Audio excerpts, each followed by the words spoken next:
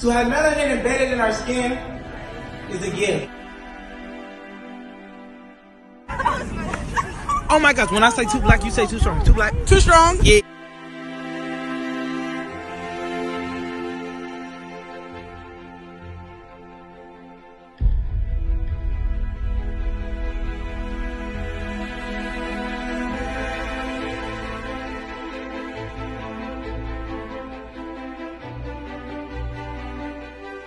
We were born to be great.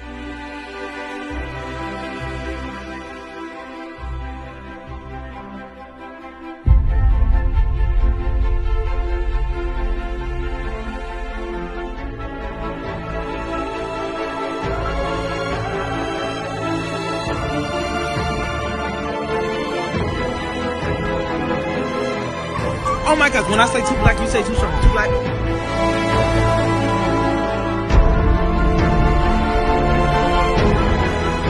We were born to be great.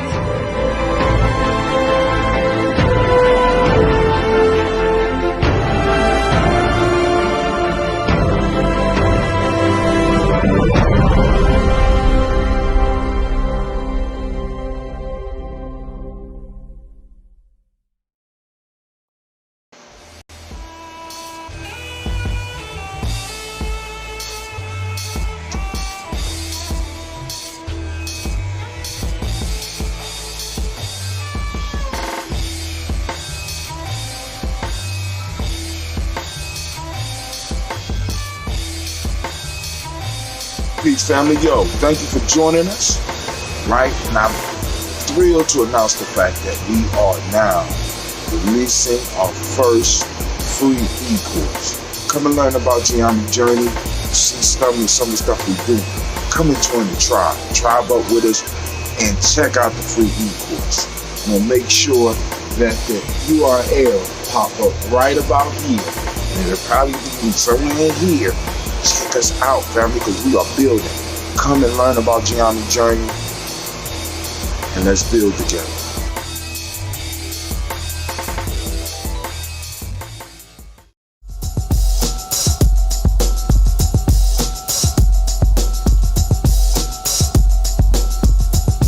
Sambo got to go. Sambo got to go. Sambo got to go. Sambo got to go. Everybody knows where they come from. Sigma Pi are not that dumb. Controlling black folks, they don't care. Putting trash on the air. Kill them if they don't leave us alone. Back to their master's throne. Pay the price for their hand in our fate. Fight them with more hate. Can't afford them no more. Sambo got to go. Our schools are filled with lies. Examine our people's cries. Our conditions says a lot about them. For power, who is him?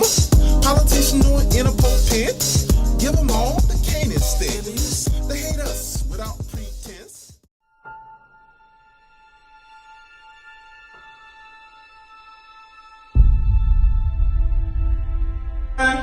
To have melanin embedded in our skin is a gift. Oh my gosh, when I say too black, you say too strong. Too black? Too strong? Yeah.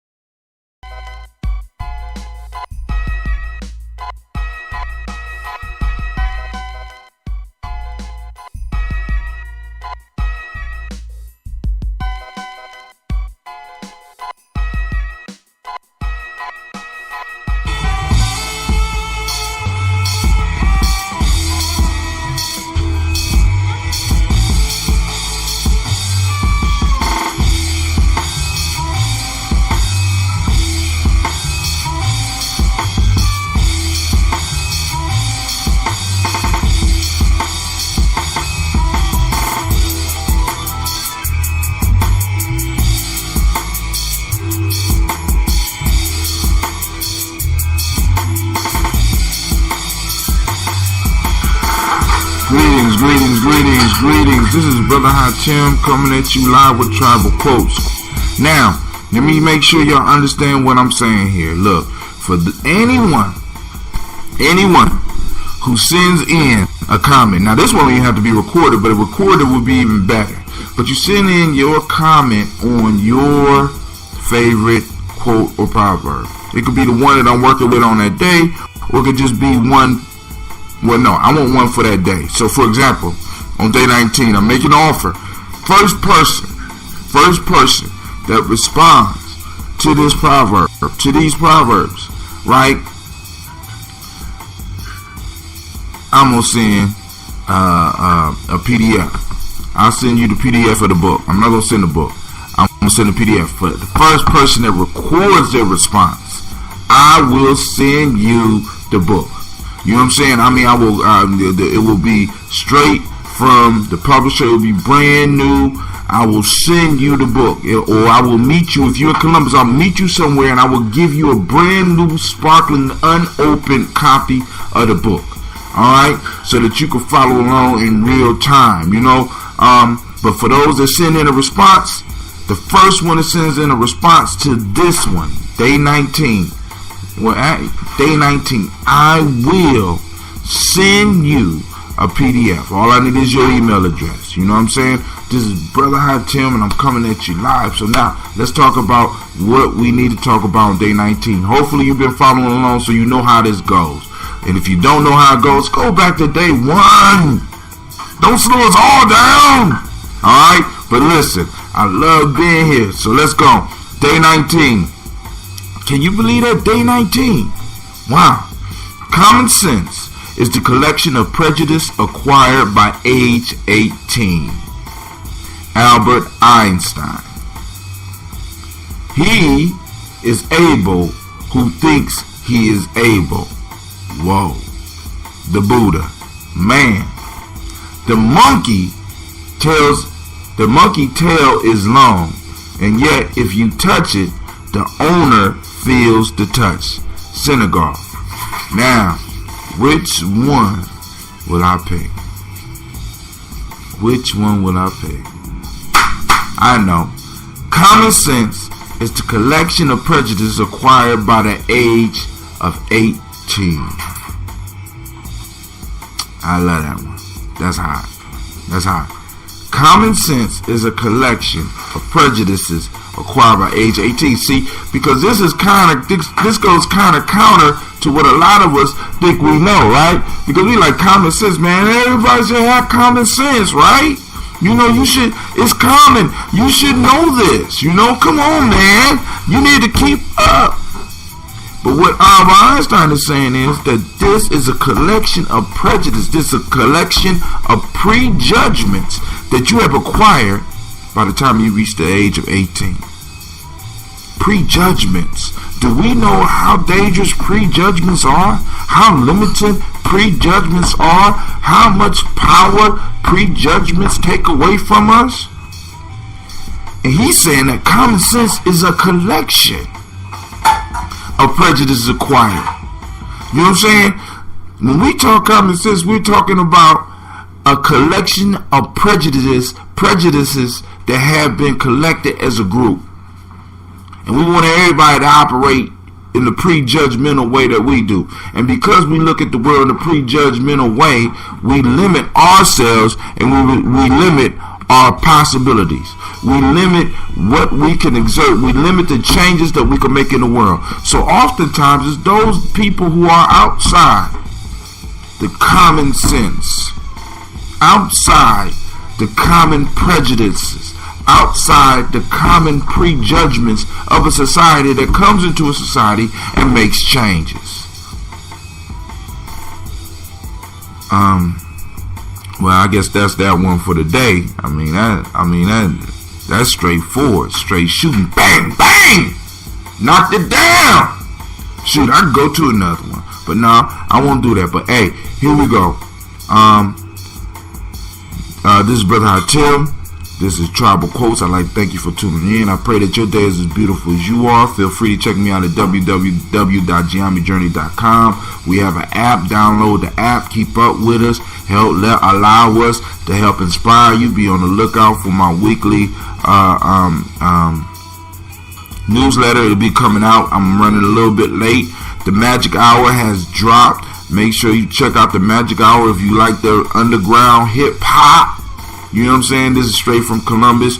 You know what I'm saying? Eventually we will expand it to start accepting other underground hip hop. We don't want the above ground rap stuff. We want people coming from where they are and struggling and putting it together, but that's a whole nother story. Also, check out the other podcasts. Give yourself permission. Folk Tales for Grown Folks. On Mile 3. I got plenty of them. So when you download the app, you'll be able to get into all that. Then on top of that, I got some specialties. I got some special surprises for those that download the apps. It's coming. I'm telling you, 2014 is our year. So tune in and let's keep it moving. I'd like to thank you. And this is Brother Hatim, and I'm saying peace.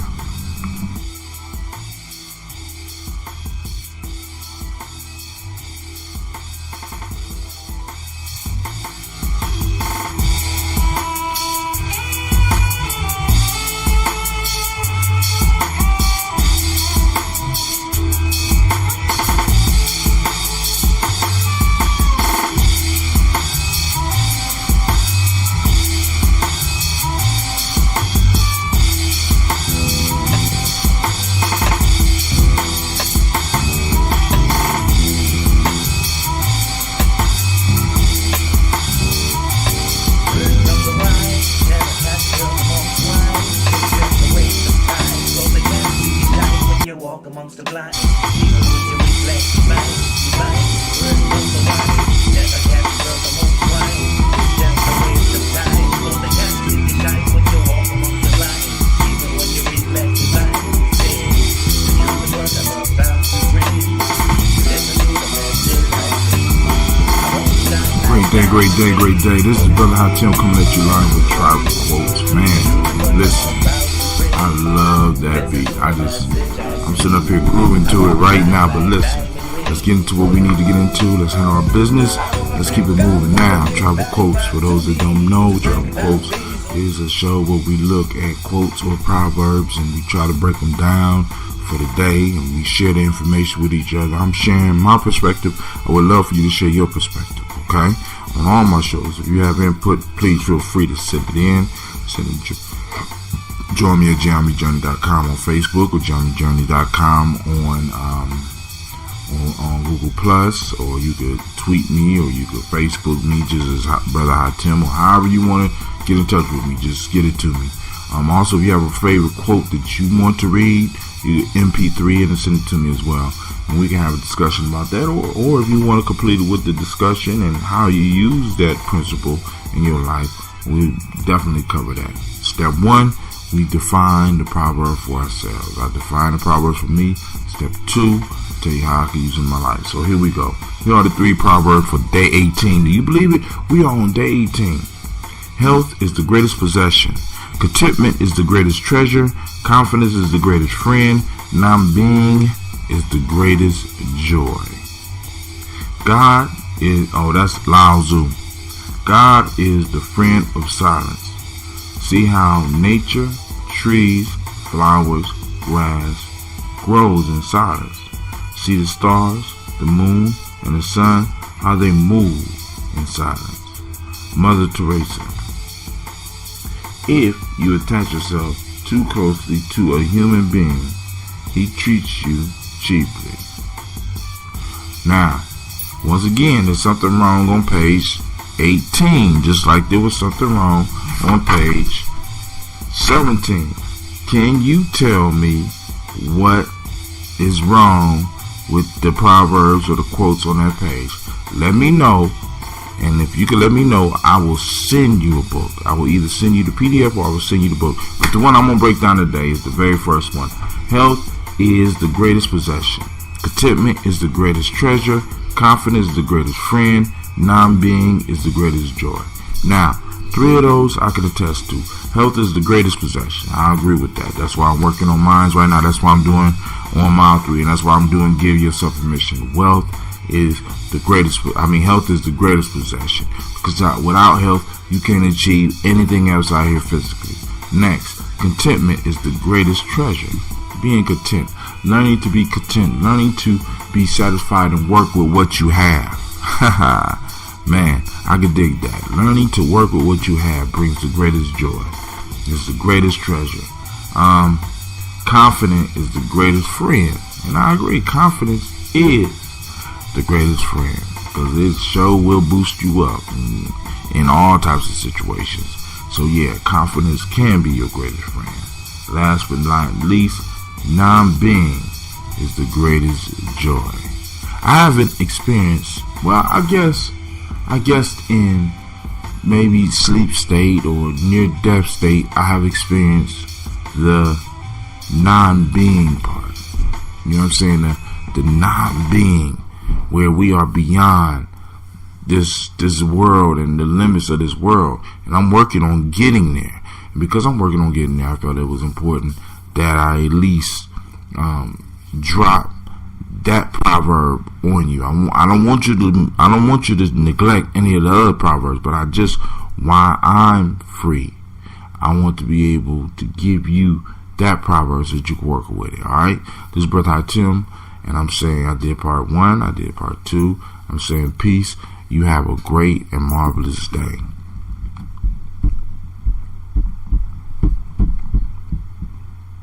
Be sure to check me out, www.GyeNyameJourney.com. Also download the podcast. Download the link. The app. Peace.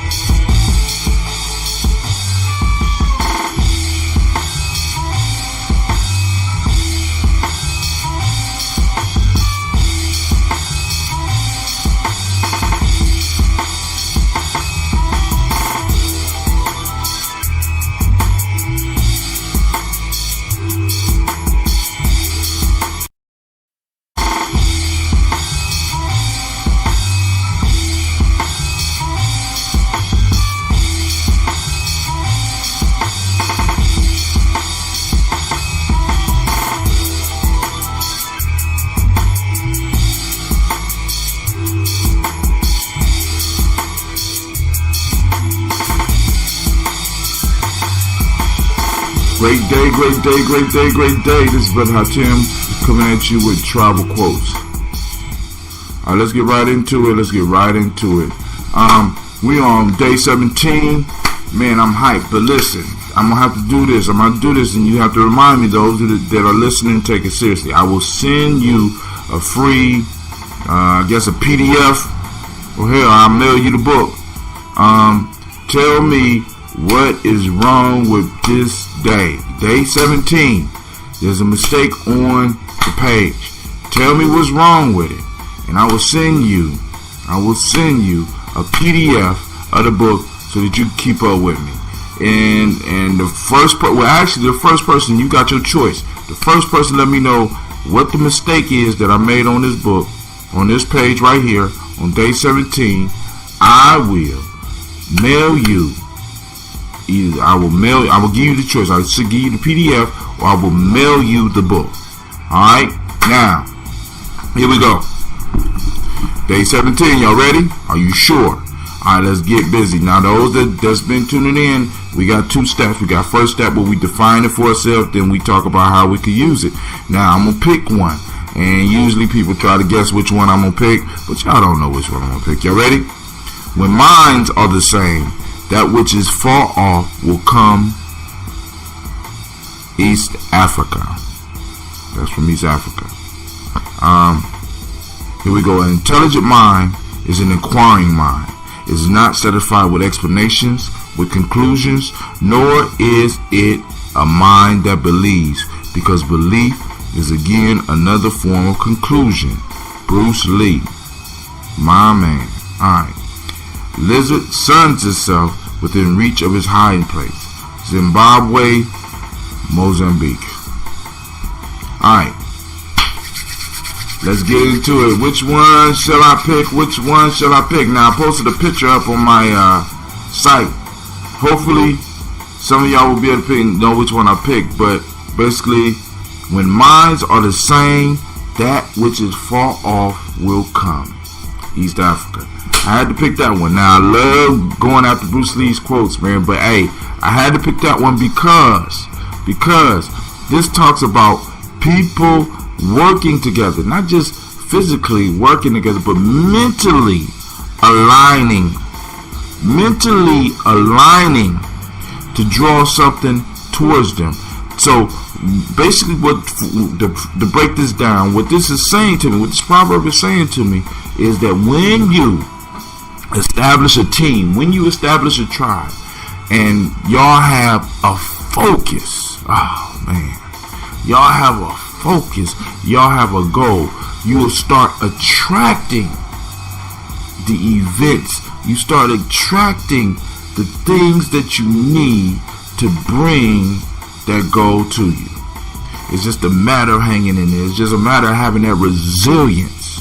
You know what I'm saying? When minds are the same, that which is far off will come. Man, listen, that is one of the most powerful thoughts that I probably will unleash on this show. I mean, it's a secret. Those who can hear me, you really need to hear me. Build your team, build your family, get your focus. See it. You align your minds. This don't mean that all of y'all have to think alike. You know what I'm saying? You don't all have to think alike. Y'all don't even have to think y'all going, but can you align your minds so that you can at least have the same vision? Not the same process of getting to that vision, but can y'all see the same thing? Can you be similar enough to attract what it is that you're seeking to you? Now, this brother Tim, get with your team, man. Use this one for your team. Use this one for your team building. When minds are the same, that which is far off will come. I got to go on and I got to share that at my job. Listen, or rather my career. This is day 17. I'm going to read them all again. When minds are the same, that which is far off will come. East Africa. An intelligent mind is an inquiring mind. It is not satisfied with explanations, with conclusions, nor is it a mind that believes, because belief is again another form of conclusion. And last one, lizard suns itself within reach of its hiding place. Zimbabwe, Mozambique. Now tell me what's wrong with the page, and I will send you your choice, a PDF of the book, or I will send you the actual book itself from the publisher. This is Brother Tim. I'm saying peace. I pray that your day is as beautiful as you are. And with that, I say peace.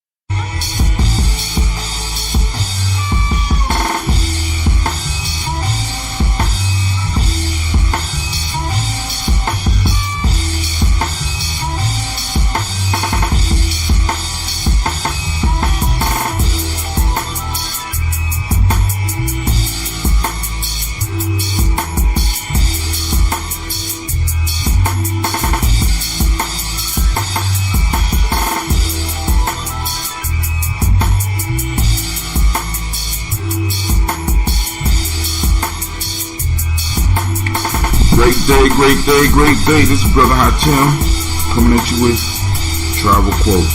Tribal Quotes. Now,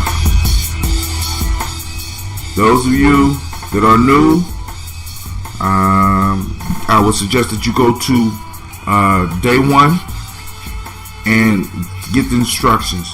For those of you that understand what's going on, let's jump right into it because I only got a couple minutes this morning. And first off, it's a great pleasure to be here, and we are on day 16, man. Step by step, we chopping this tree down, step by step. Alright, so here we go.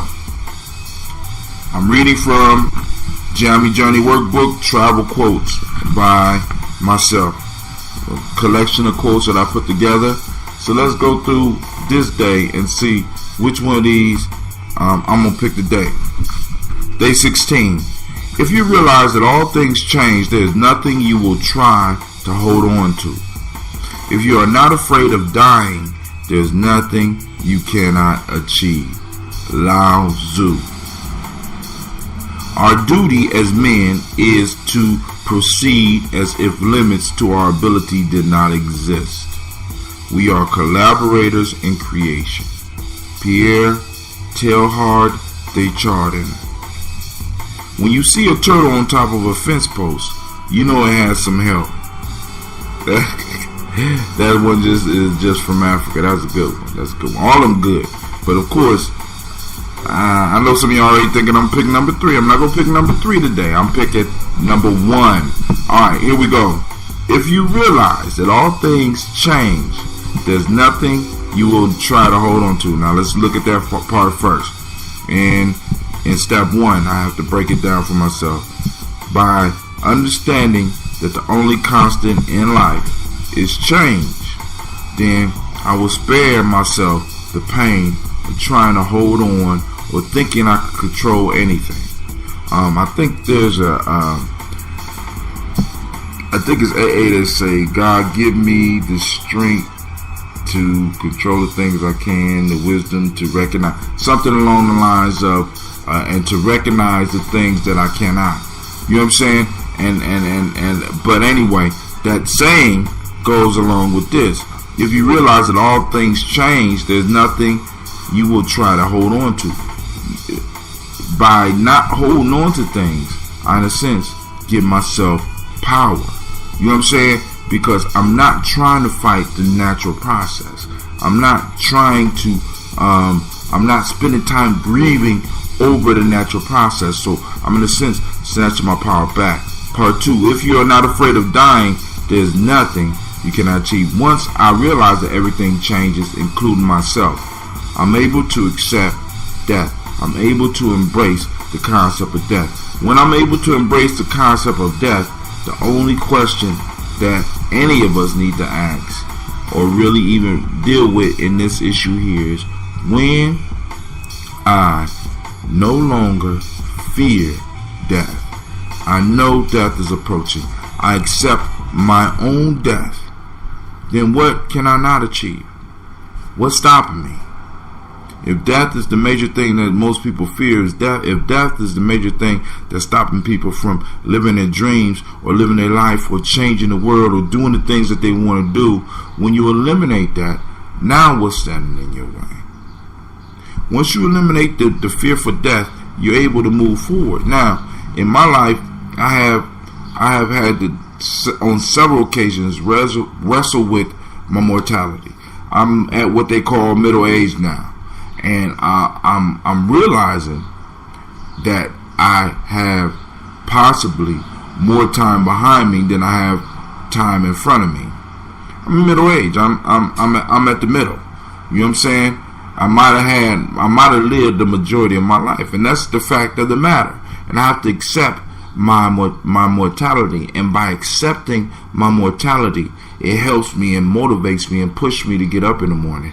It pushes me to get my son up in the morning. And when my daughter get old enough, it's going to push me to get them up early in the morning so that they can spend time with me, so that they can learn and I can instill some of the stuff that I want to instill in them before I leave. When you embrace the fact that you are going to die, you realize that you don't have all the time in the world, so you start maximizing the time that you do have. We live up under the illusion that we have forever, or at least that we have a long time. It's not guaranteed. And when we embrace that and we start practicing that we can be taken away from this place in time right now. Somebody could be riding right by. Y'all hear these cars in the back driving right by me. I'm sitting looking out my window. Somebody could drive right by here right now and put a bullet in me. Just happen to just be playing and just be shooting, and a bullet come right through this window and can take me out right now. I can have a stroke right here, right now. Some of this stuff that I'm experimenting with, well, I won't mention it now because I'm gonna talk about it later in the podcast. But some of this stuff I'm experimenting with right now, you know what I'm saying, could blow up and kill me right now, or I could drink it and I did the whole process wrong and die right now.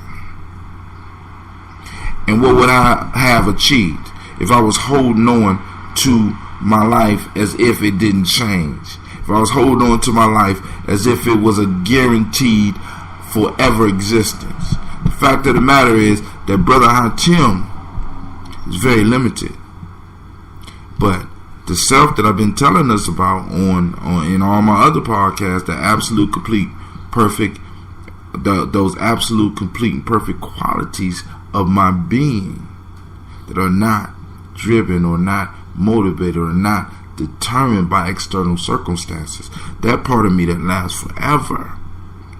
If I allow that to shine in my daily life, right, and move towards my goals, dog, what's gonna stop me? I realize that this body is gone. I realize that this body is gonna fade away. It's gonna blow away. It's gonna turn to dust.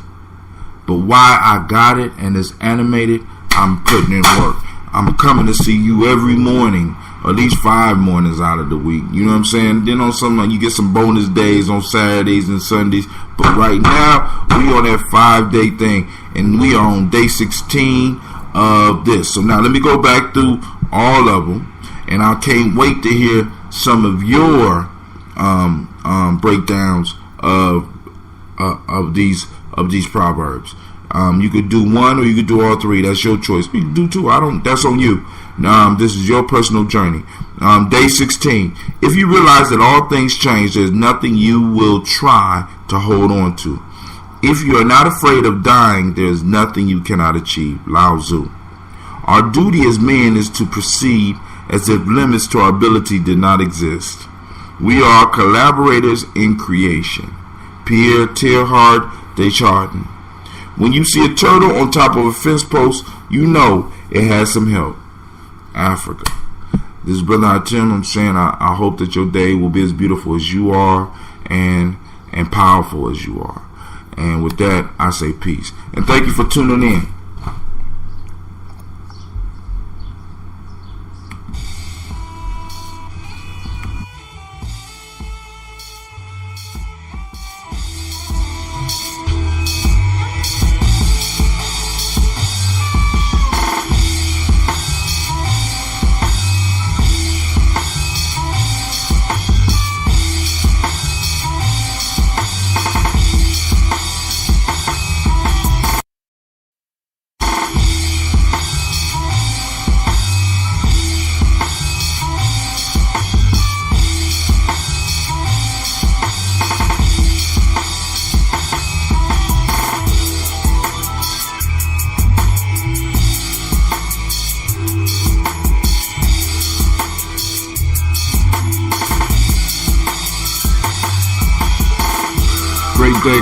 Great day.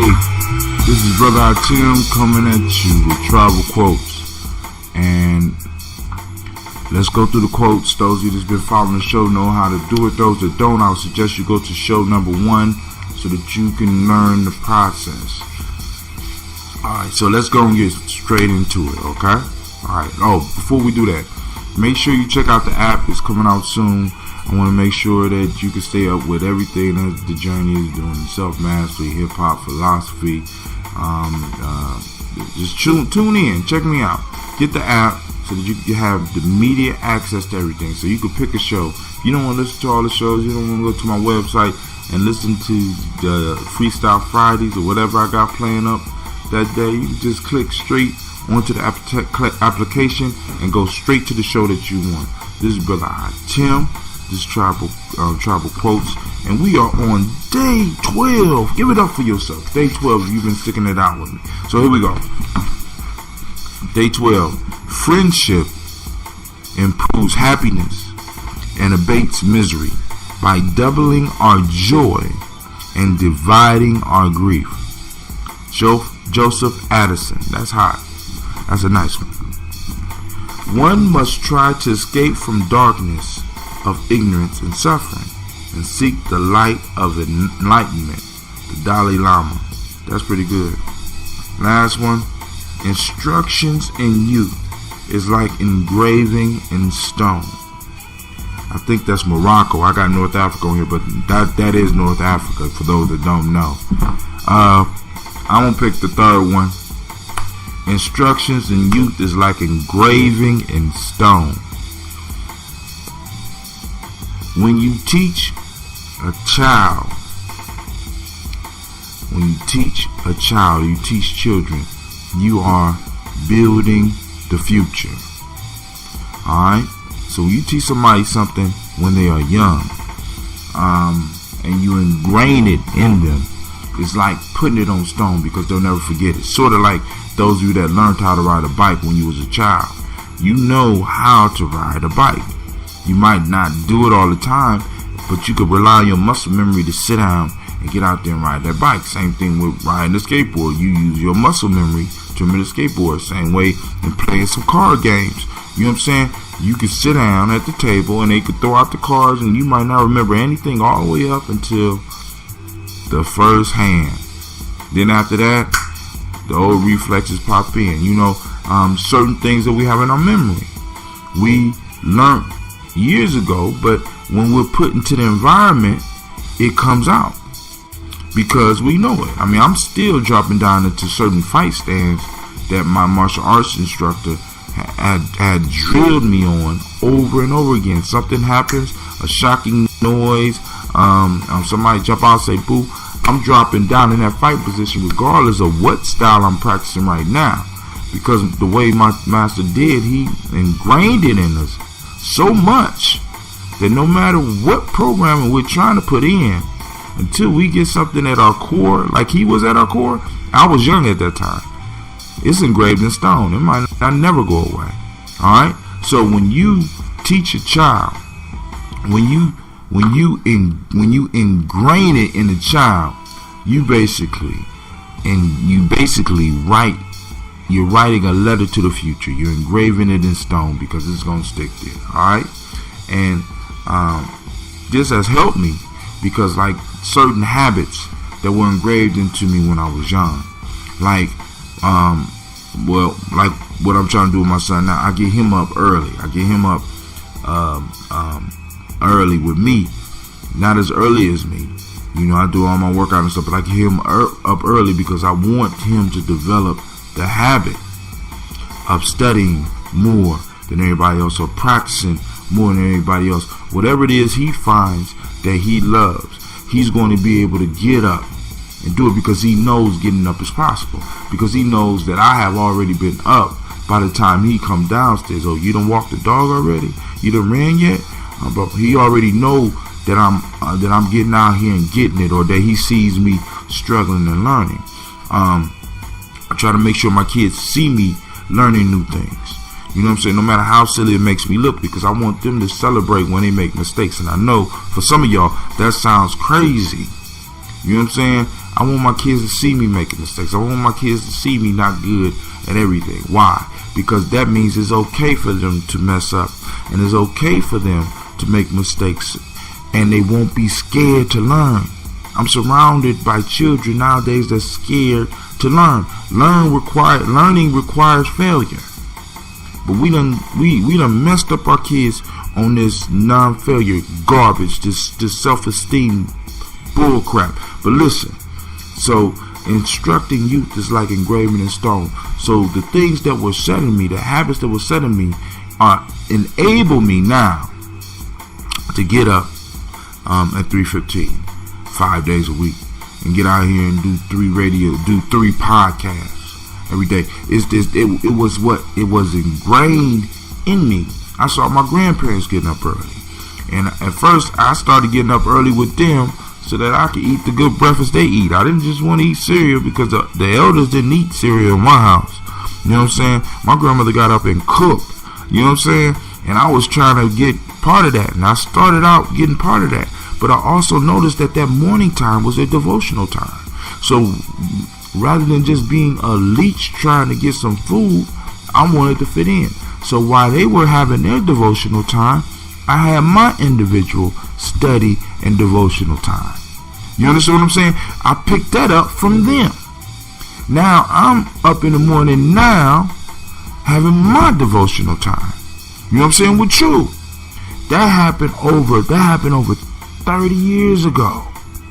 Over 30 years ago. That seed was planted in me. Now the seed has manifested. My grandparents engraved that on me. You know what I'm saying? My football coaches engraved not quitting on me. My martial arts teacher engraved certain things on me. You know what I'm saying? And now that is in me, they have laid out a plan for me, in a sense. They laid out the path that I'm walking in the future. They set that back in the past by instructing me in my youth. So listen, those of you that are teaching our kids, realize that you are training your legacy. You are laying the foundation of your legacy. Are you laying a strong foundation, or are you building your house upon sand? Are you tasking these children? Are you having them commit things to their heart? Are you engraving in stone? This is Brother Hatim saying, I pray that your day is as beautiful as you are. Check my site out at www.GyeNyameJourney.com. You know what I'm saying? Look at my books. You can get this book so you can follow along with us. Gye-Nyame Journey Workbook, Tribal Quotes by Hatim Gye-Nyame.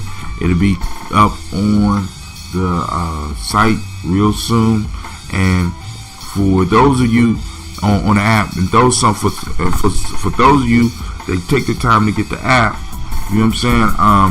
I'm gonna find some way. I might just, I don't know what I'm gonna upload, but I'm gonna upload some nice stuff for you, okay? And one of them might be a couple of these books, because I'm gonna keep on writing. I'm a writer now, you know, I'm an author. So with that, Brother Hatim says, peace. You have a great day, and I pray that your day will be as beautiful as you are once again. Peace.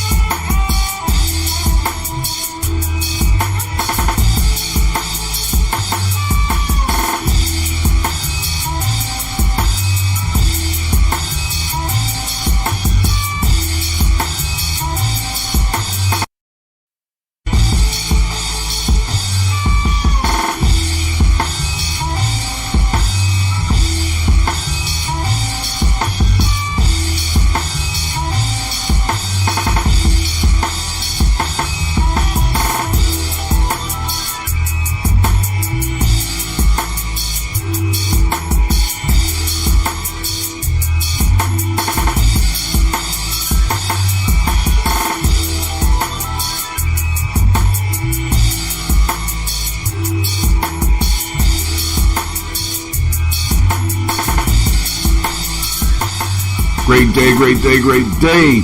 This is Brother Hatim coming at you live and direct. Man, we on day 15, man. I'm feeling good. Listen, you can hear the rain outside. I wish some thunder or lightning would pop off so that you could really get what I'm dealing with. I just came out the rain running, and I'm hyped. Can't wait to get in the shower. Can't wait to get the day started. I woke up this morning. I was moving slow, and I was like, oh, man, I'm not going to make it today, but I thought about the people out there that's listening, especially to these new shows, man. So I had to get up and I had to deliver. Now here we go. We are on day 15, and this amazes me, man. Listen, day 15. We could make it.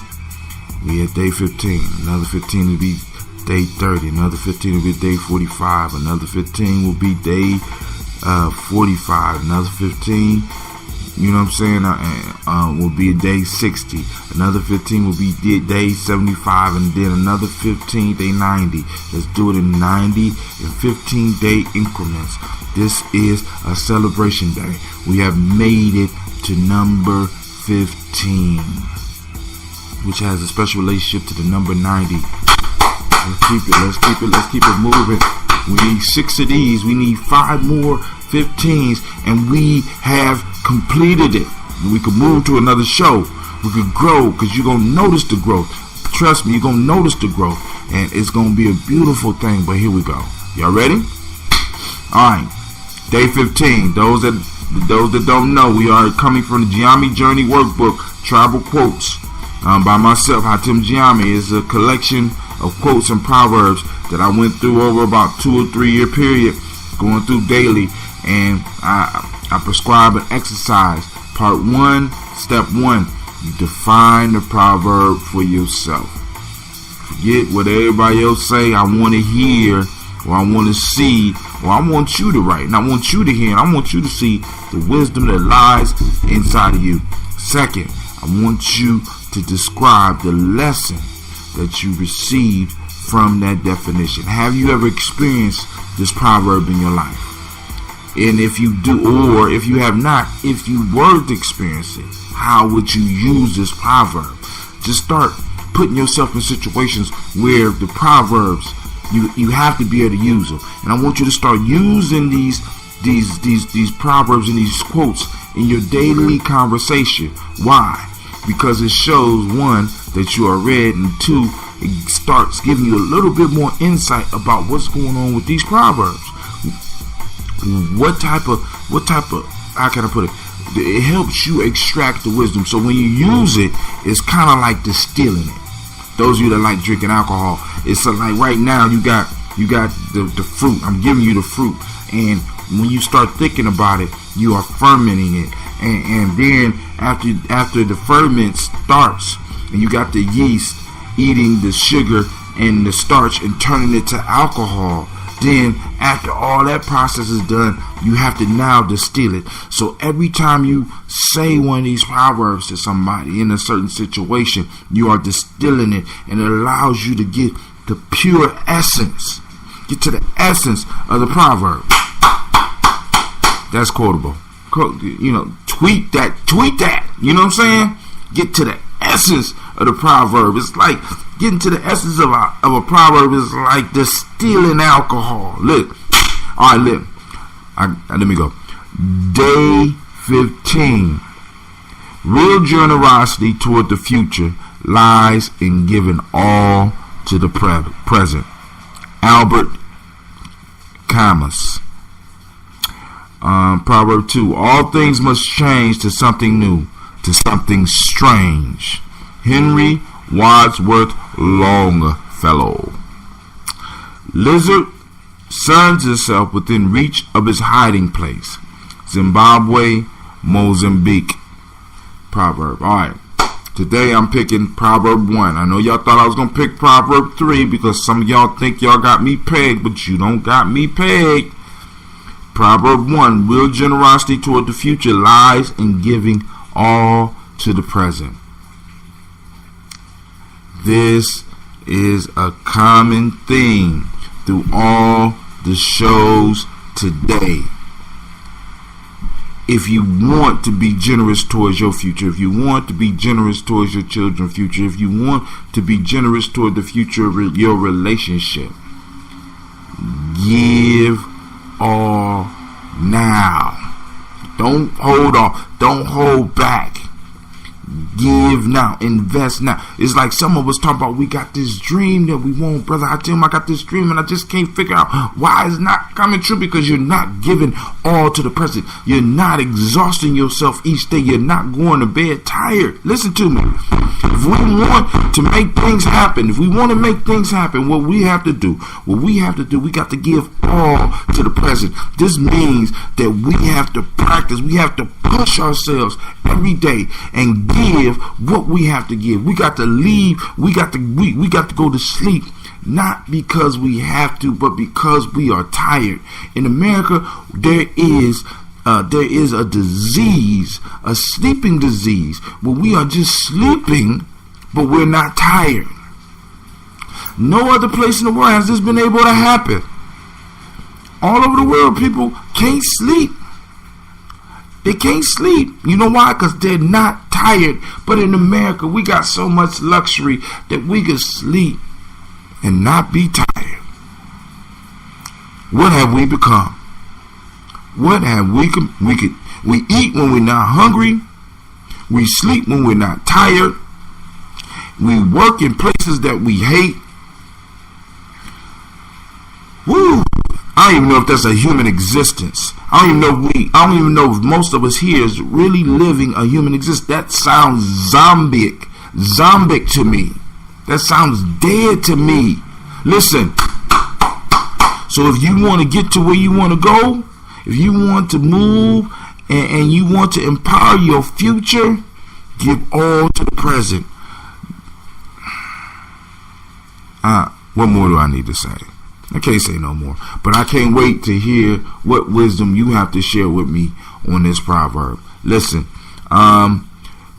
be sure to check me out, Gye-Nyame Journey.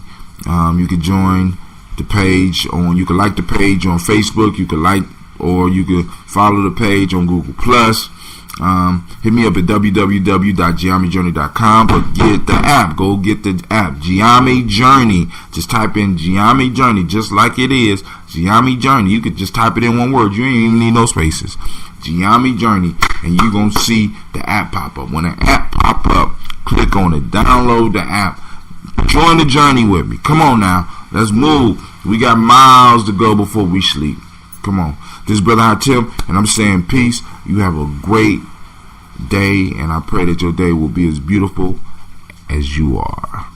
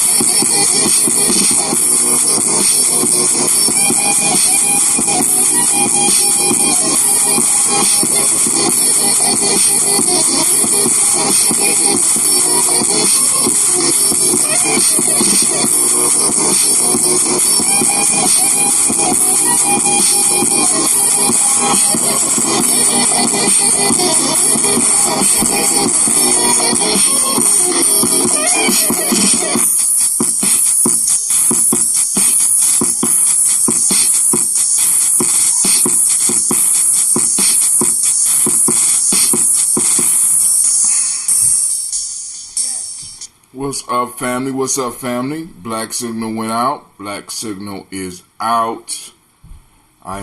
It's a pleasure to be here this evening. I want to welcome you to the congregation of the mighty, where your hustle builds muscle.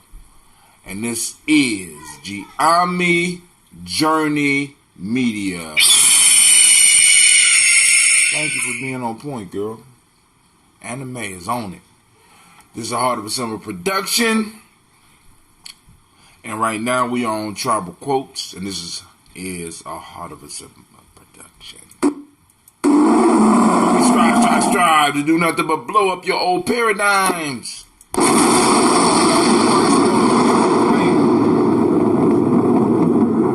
Alright, let's see what's going on. Make sure the chat is open. Make sure y'all here. So I sent out the Black Signal. On the Black Signal, I included a copy of the sample newsletter. You know, go and check that out. You know what I'm saying? For those that want to get involved. Let's get to building. It's time for us to do some real work. Now, we have the G&J Mall popping off on the 23rd. That is this Kuumba. That's 2 days from now. We will be gathering. We will have vendors in the place, and we will open it up for the community. We want the community to come out. We need your support. So the vendors need your support as well. So come on out. Also, on the same day at 3 p.m., we will be having our movie and discussion. We will be watching The Purge, the very first, what they call the prequel, the first Purge. And we're going to be talking about it and the symbolism as it applies to us. Lines are open now, 614-556-4535. Y'all know how we get down. Y'all call in and we can have a discussion. If not, we just going to break down the Proverbs. Call it a night. You know what I'm saying? I was planning to take this whole thing on to the next level, but of course, the chords that I need are nowhere around, and I don't know why. I do know why. But I should say why. I ain't going to say why on air right now. I'm not gonna do it. I'm tempted, but I'm not gonna do it. No, I'm not. So we are up on our water today. I kept up with my amount of water today, and everything's going good. So what we're gonna do right now, real quick, is I am going to read. We got the Proverbs, but also I want to share some of the news that's popping up on the Gye-Nyame Journey timeline. Of course, I just mentioned the first purge will be shown on Kaumba at 3 p.m. It's part of the market to help bring people in, so you come and shop before and possibly shop during and even after the movie and still have time to come in and check out the discussion so that we could build. What doing more than 40 push-ups in 1 minute might do for your health. You know what I'm saying? We posted that up there. You know, those in Gye-Nyame Journey don't have to thank me. You know what I'm saying? You know, all you know, y'all know. You know what I'm saying? You get those ups, sit-ups, push-ups. You know what I'm saying? And then when you saying them days wrong, you do them ups, including myself. So we all out here doing them, trying to get in physical shape. Because remember, we can't take care of our ancestors. We can't really do any nation building if we are out of shape. So we got to kind of get that cardiovascular system pumping. So we got a news article on Gye-Nyame Journey about that. You think you got anger issues? The power of Martin Luther King Jr.'s anger and how he dealt with some of his anger issues. Because I know, you know, some of us have to, hopefully some of y'all have to know that brother Martin had some anger. And the question is, how was he able to deal with his anger? And you know, there's a real good news broadcast on NPR about that. We posted that up on Gye-Nyame Journey. We'll be talking about that in the upcoming newsletter. Hate groups count hits 20-year high and rise in white supremacy, reports finds. This is from the USA Today. Of course, we know, and y'all think it's bad now. Wait till black folks start talking about this black agenda. And we're going to have more than white supremacy to worry about. It's going to be a lot of other shit popping off once we really start throwing up our interest up in front of everybody. And people are going to be like, y'all not team players. Y'all not doing it right. Y'all not supposed to be like this. Why are you so angry? Why are you so angry? We all the same. No, we not. Not at least not in America. We not all the same. And this is definitely going to be it's going to be some powerful discussions going on. We're going to really find out who is for us and who is against us. And I'm really looking forward to this election season that's going to be coming up. And I'm going to be looking very closely at the race and seeing who is talking about interests that apply directly to us. Directly to us. And also, y'all need to be on the lookout because on this 2020 census, they are really going to start trying to count how many people are possibly DOS that may be on there, ADOS, as well as how many immigrants and stuff like that. And we may start finding out that there might be a few more of us, and we might have a little bit more voting power than we really think, right? But hey, that's here to, you know, that's out there for us to see. I got something up here today about a meditation exercise where you look at yourself in the mirror for 30 days straight. Full length mirror, no clothes on. Sound kind of freaky, kind of, but actually is a good personal meditation. Now you don't do this in public. It's just you. But I'm kind of comparing this to what we need to do as a people. Start learning how to look at ourselves and really start to fall back in love with who we are. Fall back in love with what we come from. Start showing some pride in being able to survive something that other people would have faltered a long time ago, family. Because I don't know if y'all know, but if you look at the plans that were launched on populations that went through a slavery process, I've been on my grind all day. That hustle builds muscle, and also wears you out as well. But the populations that usually go through slavery are supposed to be eliminated at the end of their tenure. You know what I'm saying? Supposed to be, if you're not totally assimilated, you are to be eliminated.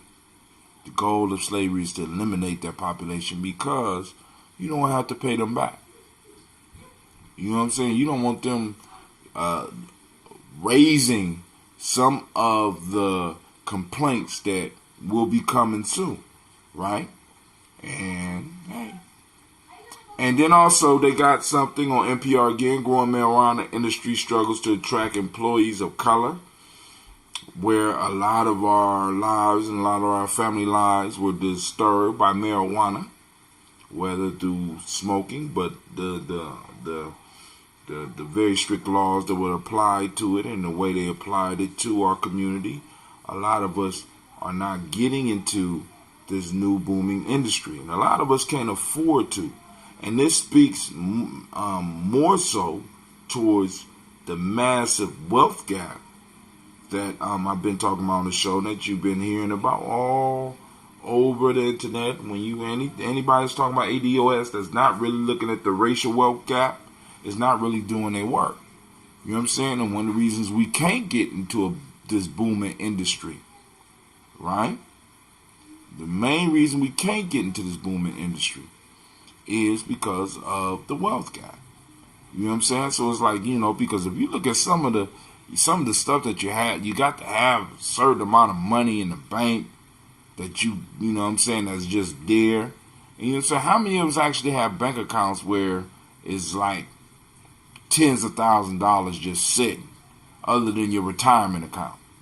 Tens of thousands of dollars just sitting around, and in some cases hundreds of thousands of dollars just sitting around. We can't get into business because the business wasn't designed for us to get into, and we have to understand it. So they talking about some programs or some assistance that may be out there for certain growers in certain states and cities. And hell, we need some of that in our city. You know what I'm saying? Some of that in our city. If it's going to become legal in Ohio, we need to make sure that it is a truly open and leveled out playing field so that we can get on it, right? Or if it's not going to be leveled out, then it needs to be leaning towards us. In some cities, they are requiring that black folks are able to get involved with this industry. Since we were disappropriate, since we were, the effect on us was unbalanced, and then we also have Chicago police blast Jesse Smollett phony attack, bogus police report causes real harm. I don't speak on a lot of that shit because it's like, yo, I'm just like, when I hear shit like, didn't sound right. But I ain't want to be the first one to be like, that shit don't sound right. Because, all the times when you're the first one out there, you be getting all types of hate and shit. But I'm quiet. Maybe I might need to start talking up on some shit because I've been jumped and I've jumped a couple of motherfuckers. And some shit just don't. Usually when you run into a motherfucker, unless you know exactly where they're going to be, you don't have the proper equipment to jump a motherfucker. The whole point, usually what happens with jumping a motherfucker is usually spur of the moment. You understand what I'm saying? Unless you know exactly where this motherfucker is going to be. Just saying. Alright, so this week, Folktale of the Week was The Hares and the Frog. I have it posted up on the timeline. Hopefully I'll be able to do a little bit of writing on the website. So tonight, yeah, but what about all the white people who cry wolf and blame one of us? I'm not necessarily even judging him. You know what I'm saying? But I'm just saying. You're right. What about him? You know what I'm saying? Because this brother came out, but then also you got to realize, was he saying it was because he was one of us or because he was LGBTQ?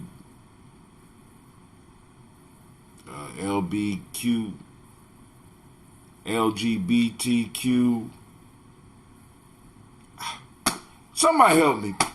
What is it? What the fuck is it now? I don't know. Was it because, you know what I'm saying? Because that's what he was claiming, and we need to be clear on that. He wasn't saying they jumped him because he was a black man. He was saying they jumped him because he was gay. That's what I picked up on. That whole piece. You know, they roll with that shit. So, you know, go on, keep that. Keep it. You know what I'm saying? Because I'm like, yo, if that shit happened, you know, that black dudes that happened, you know what I'm saying? Shit, you know. But he didn't want claiming us. That wasn't why they did it. Right? You know. He's making us look bad. I ain't gonna say, I mean, shit, he ain't making me look bad. He ain't making you look bad. He ain't, shit. I'm bringing him up because he's in the news. Too many acronyms for that. Yeah, that's what I'm saying. I can't keep up with it. To each his own. You know. So, hey, it is what it is. It is what it is. I'm not mad. I'm not disappointed. You know what I'm saying? Because like I said, he said what it was. They attacked him because he was gay, not because he was black. He just happened. He's a gay guy that just happened to be black. And, you know, they just happened to have all the equipment to whoop his ass properly. I don't understand, you know. I mean, and then especially not really being connected to him, not really being, how the fuck do they know where you're going? I'm just asking those questions, but probably wrong of me to ask that, you know. You know how people get. Oh, Brother Hatim, how you gonna ask all that? That's too much information, Brother Hatim. That don't matter. Okay. Whatever. You know, so we won't get straight into the folk tales. Anybody want to call in the number 614-556-4535? We can hit the Proverbs and as well as hit some of the news. If y'all want to talk about it, some other stuff going on too. We got a whole bunch of stuff going on in America, and a lot of it got to do with us. I'm loving it. Every time I open up my YouTube timeline, I'm seeing hashtag ADOS. I'm loving the discussion. Hashtag ADOS versus Pan-Africanism.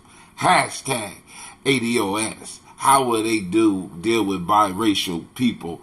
Hashtag ADOS. It's a scam. Hashtag ADOS. I'm just loving seeing that shit up. Hashtag ADOS. We are not bots. Hashtag. I'm just loving to see us at the center of the conversation because family, once again, in our politics, we have to become selfish. We have to start looking out for our own interests. That's very, very important. And I need people to understand that we're not just coming at Kamala Harris. We're not just going to come at Cory Booker. You know what I'm saying? That the old dude that's about to get in the race, him and Joe Biden. You know what I'm saying? Bernie Sanders, Joe Biden, Marianne Williamson. Everybody needs to make sure that they have us on the agenda, especially if they're coming to any city near any of us, because we need to be able to ask the questions that lead them into discussing the black agenda so that we can know whether or not you're worthy of our vote. We're not supporting nobody that's not going to be taking our agenda ahead full steam. You understand what I'm saying? We need to start making sure that people understand, damn, we've been here long enough. It's time for us to not be timid like the rabbits. Not be over timid like the frogs in the last folktale. We need to be able to stand up, get out, and get it. All right, so here we go. All right. Let me check the messages one more time. Once again, call in number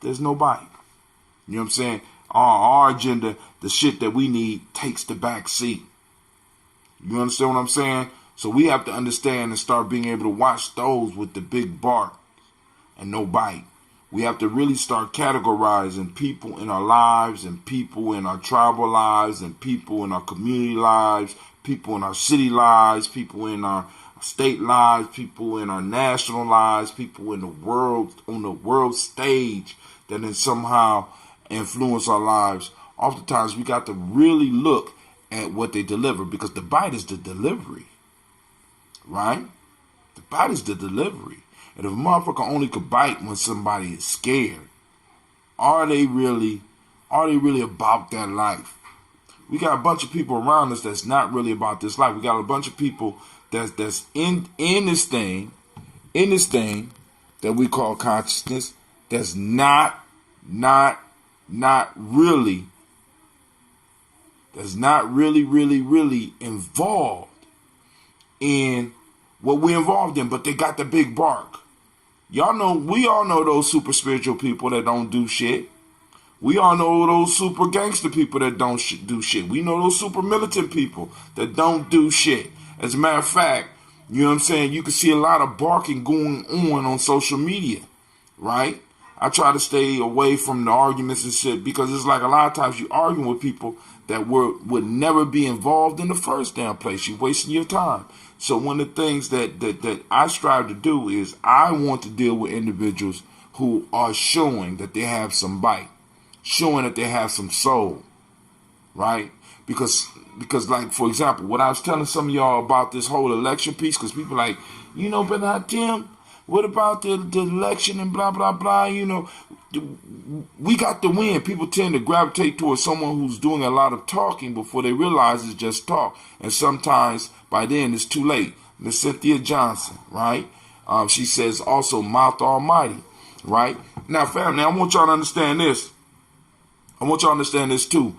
As far as our quest as black folks, one of the things we got to understand is that all battles we don't win. What we want to win is the goddamn war. Understand that. So sometimes this means we're going to go into battles where we are not going to win. So we can't just be having all that mouth and shit and not take action. Even if that action means that you might not go win. But what happens is that when you are real about your shit, and you're not only putting your voice up there, but you're putting your actions up there, even if there's a defeat, the next time a motherfucker approaches you, they're going to approach you with a certain level of respect. We got to understand this. You know what I'm saying? I learned this when I was young, because like I said, you got individuals, like I said, you got three types of individuals. You got the individuals that like to fight, and that's very rare. They like 5% of the population. Then you got those that like that can fight but really don't like to do it. That's about 10%. Then you got 85% that just want to win. We got to get out of that 85% piece, right? We don't like to fight, but we can fight. And when we get out there, we just as good as in most cases, as the motherfuckers that really like to fight. You understand what I'm saying? And it's like, boom, you don't have to win all the time. What you have to do is let a bully know, motherfucker, listen, you're going to take my life. And most of the time you find out that bully is one of those dogs with that loud bark. Because when you start barking back, motherfucker bark at you, boom, boom, I'm barking back. And you know, I'm moving towards you. Brother Kwame said, respect is name of winning game. Right. If there is 5% to 10, if there's 5 to 10% chance that the barking dog actually bites, you take the chance. The rhetorical question, that 5 to 10% who just love to fight and bite for the sake of fighting and biting. All right. See, because I'm like, people tend to, all right, towards someone who, okay, cool. And what I'm saying is, when we look from my experience, all I can talk from is from my experience. And then also, you got the 80-20 rule, right? 80% don't do shit, 20% do. So I'm close, 15. I say it's about 85 that don't do shit. It's about 15% that can get out and do it, and it's 5% that really like doing it and get out and do it. I mean, we can see that in our organizations, can we not? You know what I'm saying? We get into the conscious organization and motherfuckers love being conscious, but motherfuckers don't love doing the work of consciousness. 85% of us, you know what I'm saying? 85% love being conscious, but it's only about 15% that's doing the work. And then even out of that 15%, you only got 5 that's really out there busting their ass. The other 10% tags along and keeps up with them and shit. But they, you know, boom, boom, boom. So it's the same piece, almost the 80-20 rule. And all I'm saying is the 85% of motherfuckers all around the world, 85%, they just want to win. And what we got to do is we got to realize that oftentimes family don't require a win to get your point across. All it requires is that you step up.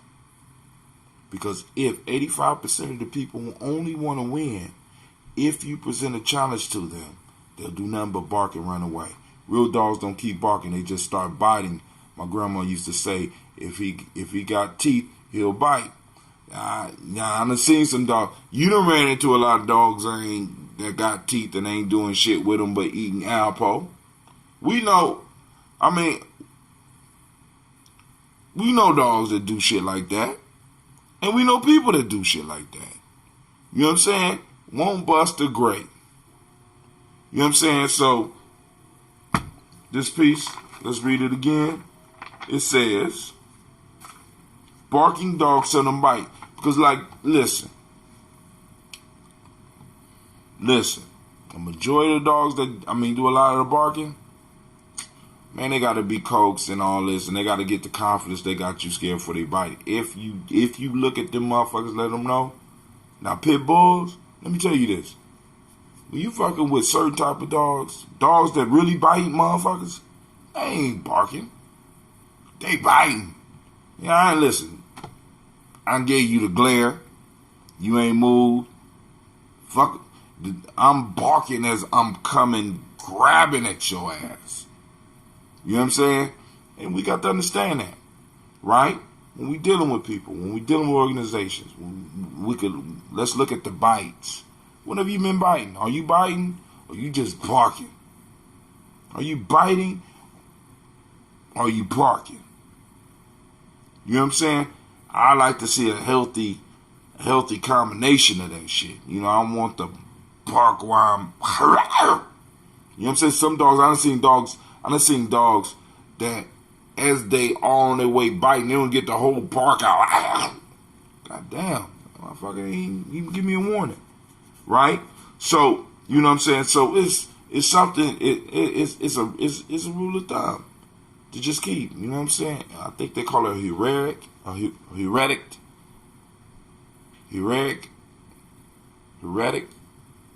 something like that.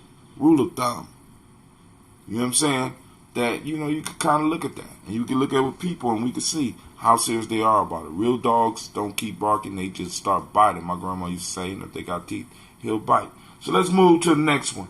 So somebody said, she busy. Well, Brother Kwame said, we're going to move right into number 2. As soon as we stop worrying, a solution pops up. What's up, Gina G? Can I hear you read the story and I just sit there and then you can make I'm not doing the story. The story was on Kuja Chakalia. Today is Ujima. We doing Proverbs. Why you just can't go to bed? It's bedtime. It's real life here, Gye-Nyame Journey family. I'm sorry. That's Miss Gina G. She said she just wanted to hear the story, but she got confused. So here we go. Refresh. All right. So we're going to move to number 2. As soon as we start worrying, a solution pops up. Now, many of us, we experience this, right? It's called letting go, let the ancestors, letting go, let God. whatever, however you believe. And you know what I'm saying? I'm not trying to shape or combat anybody's beliefs, but sometimes by us just releasing, you know what I'm saying? Just releasing ourselves from the worry, right? We free up the creative aspects of ourselves, because when we're stressed and we're worried about something, it does not allow that creativity within us to flow. So a lot of times we got to let stuff go. Brother Kwame say, idea must allow the mind the time to work out a remedy for whatever the problem or sickness. We got to give our mind time and give our mind space. This is why focusing on the breath, like when we start our daily toast, take your breath, breathe. You know what I'm saying? Sometimes we got to relax and just get into feeling our body and get out of our thoughts. Allow everything to work, because sometimes by us overstressing and overthinking things, we start missing the solutions. We make it too hard. You know what I'm saying? And I mean, actually, that comes from the stressful life that we live in, because many of us have to live. You know what I'm saying? We have to adjust. We have to roll with the punches and shit in life. You know what I'm saying? So it's almost like, you know, right after I get out of one solution, I got another solution. I mean, right after I get off one problem, I got another problem. Right after I get another problem, I got another problem. You know what I'm saying? So now I used up some creativity on that first problem. I'm going to use up some creativity on the next problem, and I was able to focus my willpower. But then what a lot of people don't understand is that some of this willpower is limited. You know what I'm saying? It actually taxes you. So like when you're physically or emotionally dealing with something, it's draining energy. So when it starts draining energy, you have less energy to allow the creative process to happen. So what we need to start learning how to do is learning how to automatically relax ourselves, anchor ourselves. Like in certain psychological movements, they talk about anchors. And a prime example of anchors that I always use is when it's a movie called Gladiator. Are you not entertained? Are you not entertained? Y'all remember Gladiator? In the Gladiator movie, if you watch him from the beginning of the movie all the way to the end of the movie, he always anchored himself before he got into a battle. He would jump down, like in the very first scene, he jumped down off the horse. He dipped his hand into the dirt. He smelt the dirt.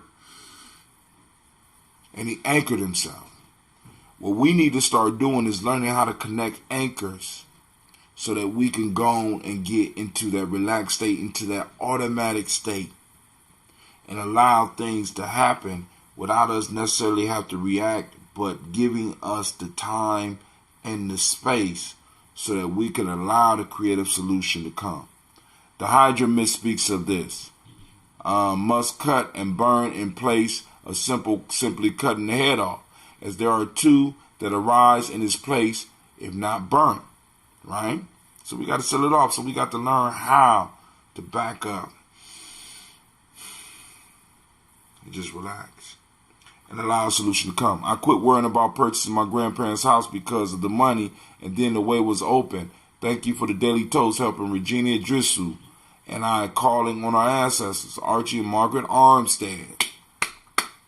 See, that's what I'm talking about. Now, as far as the Daily Toast, now, that's an anchor for me, right? Because I'm able to start my day off on doing something, right? That not only connects me to the spirit, but it also connects me to all the other 5 parts of the being. IMESP. Intuition, mental, emotional, spiritual, and physical. Make that fit so I can punch life in his face. But I need to give it space, because sometimes I'm trying to make shit happen, right? And my intuition ain't involved. So I can't punch life like that, right? Sometimes my emotions is out of whack. I can't punch life like that, right? Sometimes my body is out of whack and my intuition is messed up. And you know what I'm saying? So sometimes I got to give it time so that through the breath and through giving time sometimes. Because often what we find is because of the way we came up in America, because we got to understand that part of the whole slave mindset was first off, you didn't have to think, and if you did have to think, you had to do it quick, or there would be a punishment. There were no mistakes allowed, or there would be a punishment. So there's a lot more stress on us because we're dealing with some ancestral.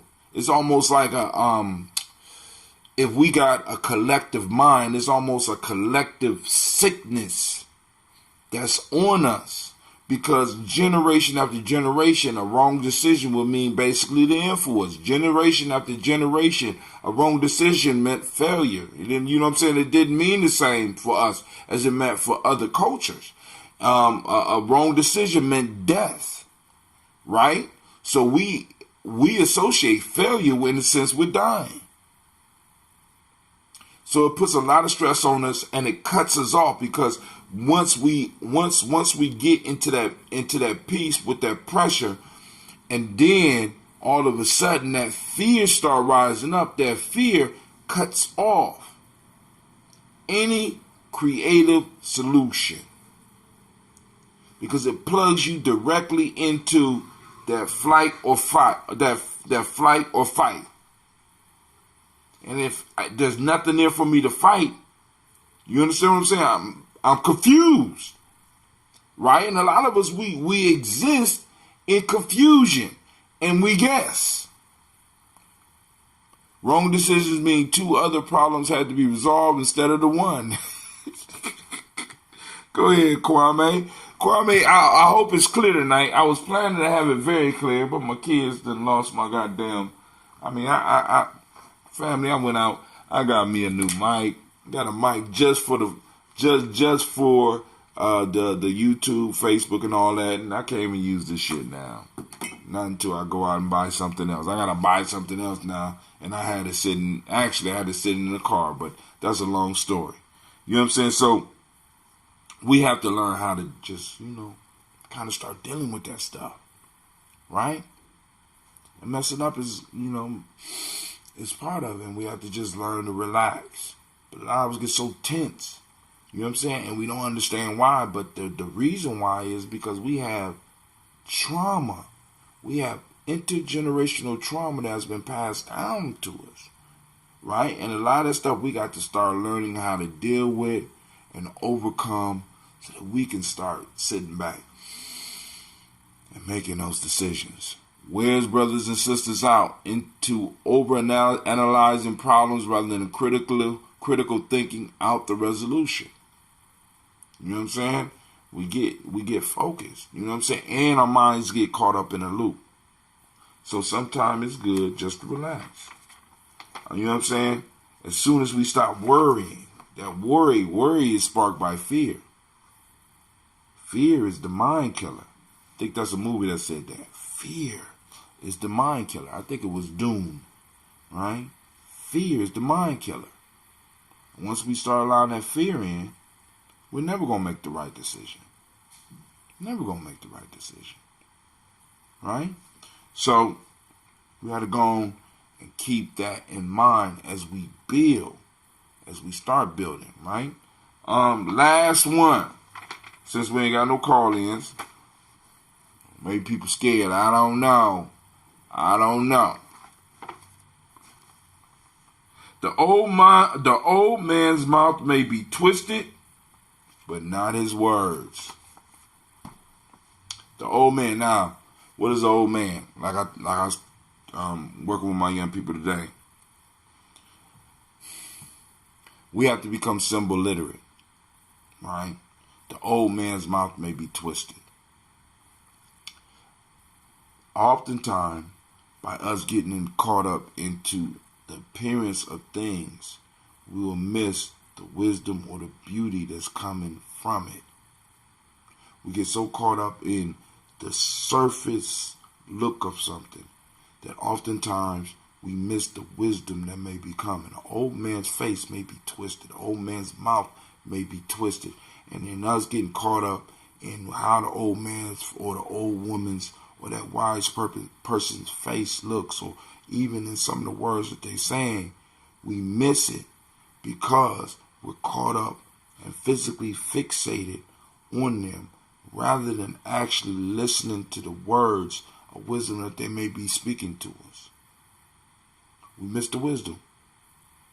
Oh, he was upset, he was cussing, his mouth was twisted all up, he was very passionate, you know what I'm saying? But we couldn't catch the wisdom because we got caught up on his twisted mouth. We didn't listen to the words. You know what I'm saying? How many times we done walked past a book? I mean, think about this. How many times have you walked past a book and you saw the cover and you saw the title and you was like, I don't read that shit. And then finally, when you get an opportunity to read the book, you be like, God damn, got caught up on the surface. Because once you opened up the book, you got to see what was inside of it. And oftentimes, since we get so caught up in the physical appearance of things, rather than the really taking time to be like, boom, it's deeper than that. See, that's true respect. Being able to look at something deeper than just the surface, right? Respect. To see again. That's what I teach my young people. To see again. Taking time to see again. Listen again. Hear again. Right? Rather than just getting caught up in immediately what you see. You understand? Because sometimes these eyes can be a hindrance to us really accumulating what we need in life to succeed. Because we caught up on appearances. Like wanting to win all the goddamn time. Rather than realize that sometimes to get the ultimate win, we have to lose. Because in losing, we expose our weaknesses. In losing, we have to sit back and relax. Stop worrying. So that we can be creative to come up with solutions to win ultimately. That's my goal, to win ultimately. Right? So family, I ain't going to belay it any longer. We didn't get no call-ins, and that's cool. Family, I still love y'all. I want to thank those that took the time to tune in and check us out on Gye-Nyame Journey. You know what I'm saying? I want to remind y'all that we got the mall popping off. Patai Hotep tells us we must listen to the ignorant as well as the scholar. Why? One doesn't know if one is ignorant or a scholar until one has heard what he or she has to say. Word. Thank you for those, Brother Kwame. So, you know, in us building, we do have to give time to everyone. But let me go back. I want to remind everybody that we will be having, think about this, I want y'all to come out. We will be having the G&J Mall popping off on Kaumba, which is the 23rd, which is 2 days away. Because the day the 21st, tomorrow the 22nd, that next day, which we call Kaumba, is the 23rd, because I don't want nobody calling me right before I go to bed talking like, you need to do some push-ups. Because that's how we get down here, right?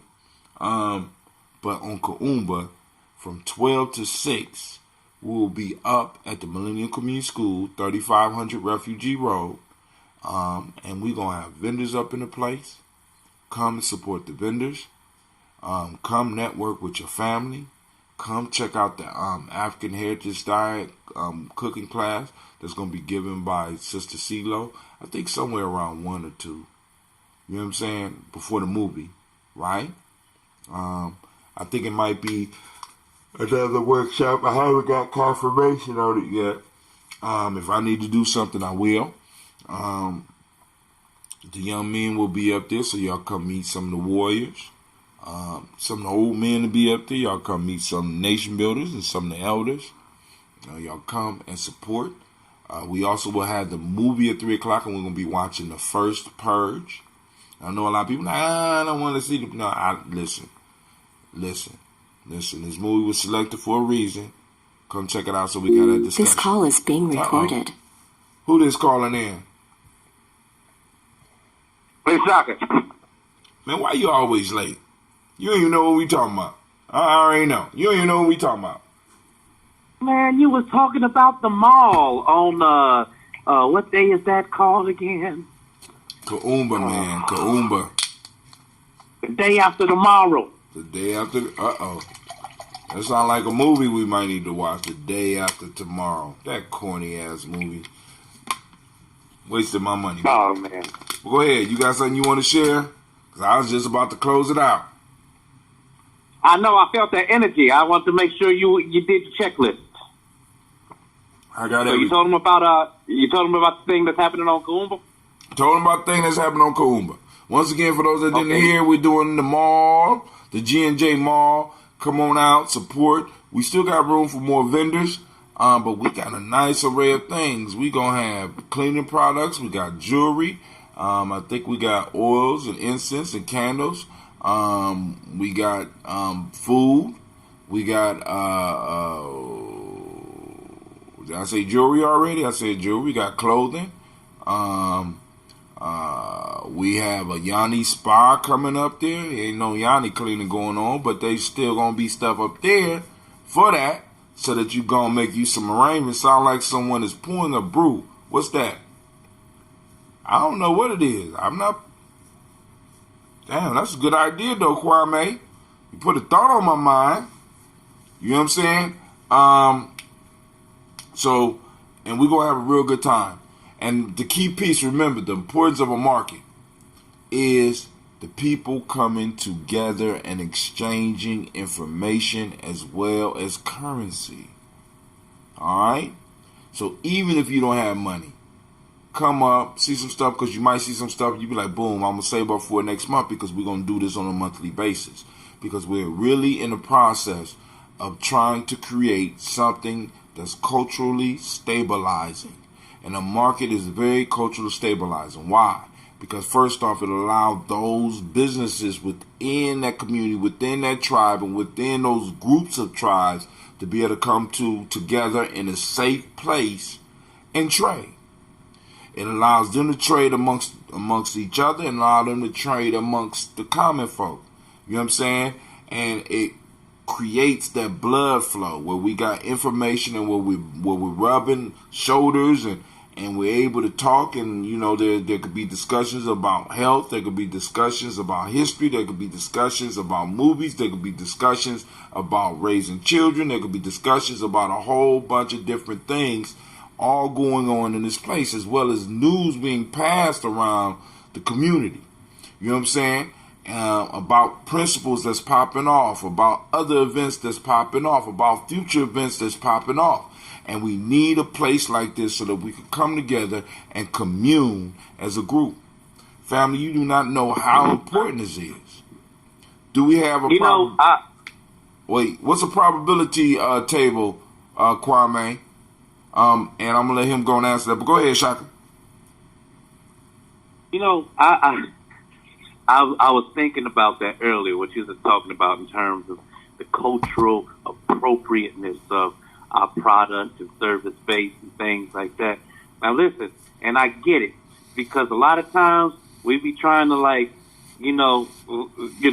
get folk involved with the deeper aspects. Like you got, you do the June and stuff like that. You got to educate folks. But then like it be some folk that show up with like a confections table, and you can't say no to sweets. Hell no. I'm not saying no to no sweets. Shit. You can't say no to sweets. You know what I mean? At the brownie table and stuff like that, even though. So I was thinking about this. Now, Tim, you heard of zucchini bread, right? Right. I've had some wonderful zucchini bread in my time. I would love to be able to go to one of these types of functions and get some zucchini bread. But you know what else I done came up on, and I don't know. I don't know if this is a new thing for you, or if this is something that I'm just brand new to. But have you ever had beet cake? Beet cake? Yes.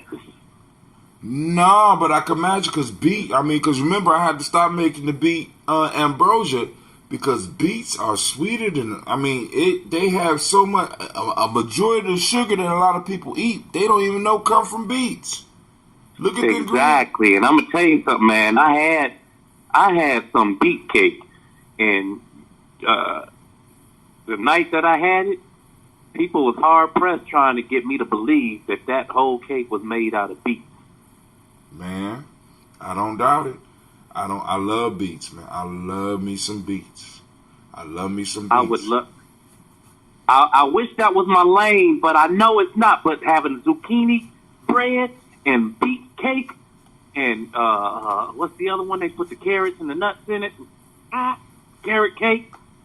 You know what I mean? Those things I can, they get a pass because they got vegetables in it a little bit. You know what I mean? I'm just saying. Hey, listen, peanut brittle get a pass. I mean, it's like the fact of the market is because I don't want people just thinking shea butter and jewelry and shit. This is a market.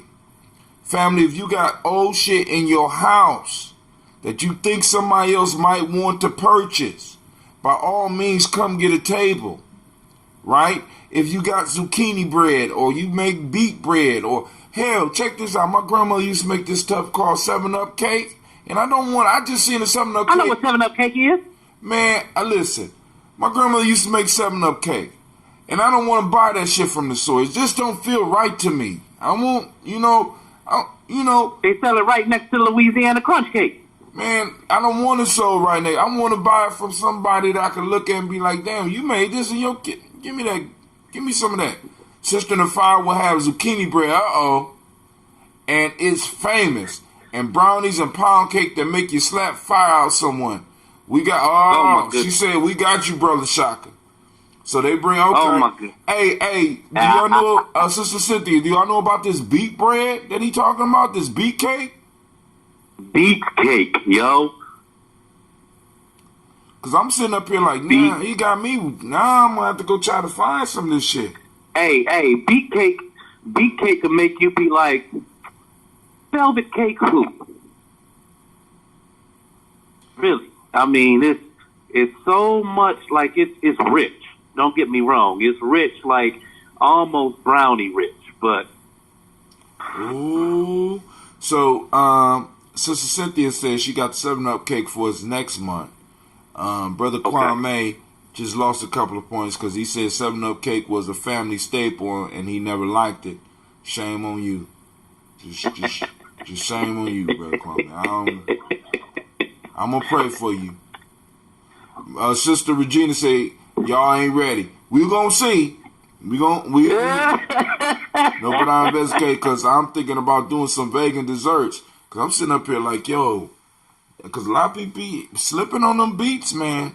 I'm telling you, listen, I literally had to stop making beet ambrosia because it was too volatile. And the only reason, like, that would be like grape. Let me tell you this. Beet would blow up before grape. I want you to understand that's how much sugar beets got in them. Oh, Brother Kwame say sweet potato pie.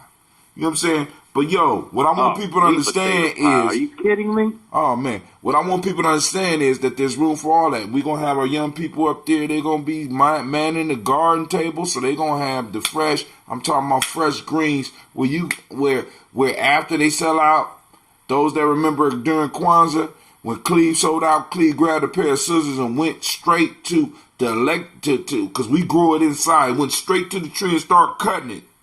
Oh, you know hey, you know what? You just reminded me, man. Whoever said sweet potato, y'all just reminded me. There's a sister in Columbus named Sister Patricia. And Sister Patricia make bean pies for diabetics. And I forget what kind. Y'all, hello? You with me? I'm listening. I had to catch my breath. Bean pie. Bean pies for diabetics. There's some special sugar that they use in it that don't make your level spike. And I forget if they was $8 or $10. Anyway, I would wait until she used to make them for Necessary's mom, and I used to wait until Umi put her orders in, and I put my orders in with her. and get like 2 or 3 of them at a time. I'm telling you what. Bean pies, sweet potato pies, zucchini bread, beet cake, 7-Up cake. Man, I think that's, okay, I need to quit. Sweet. That's too much sweet. She I said need to quit. She said, Sister Cynthia said, does anyone like baked rice pudding? Not the runny-ish West Asian eat. She said baked rice pudding. I haven't had rice pudding in a while. But if you bring some, I haven't either. If you bring some, I'm gonna try it. But you know, I don't know if you remember, Hot Tim. I used to make the bread pudding with the pineapples and I remember that. Yeah. She said, yes, sir. Perhaps the youth would like to produce some veggies at 225 Medina once we are ready to start farming. Well, I mean, ain't nothing but talk to them, because you know what I'm saying. Because part of the program is that we gonna have to learn how to start producing staples, and there's nothing more staple than food. You know what I'm saying? Because a lot of us we get involved in businesses that don't provide staples. Food, clothing, and shelter are some of the basic things that we need to get some of our young people working on.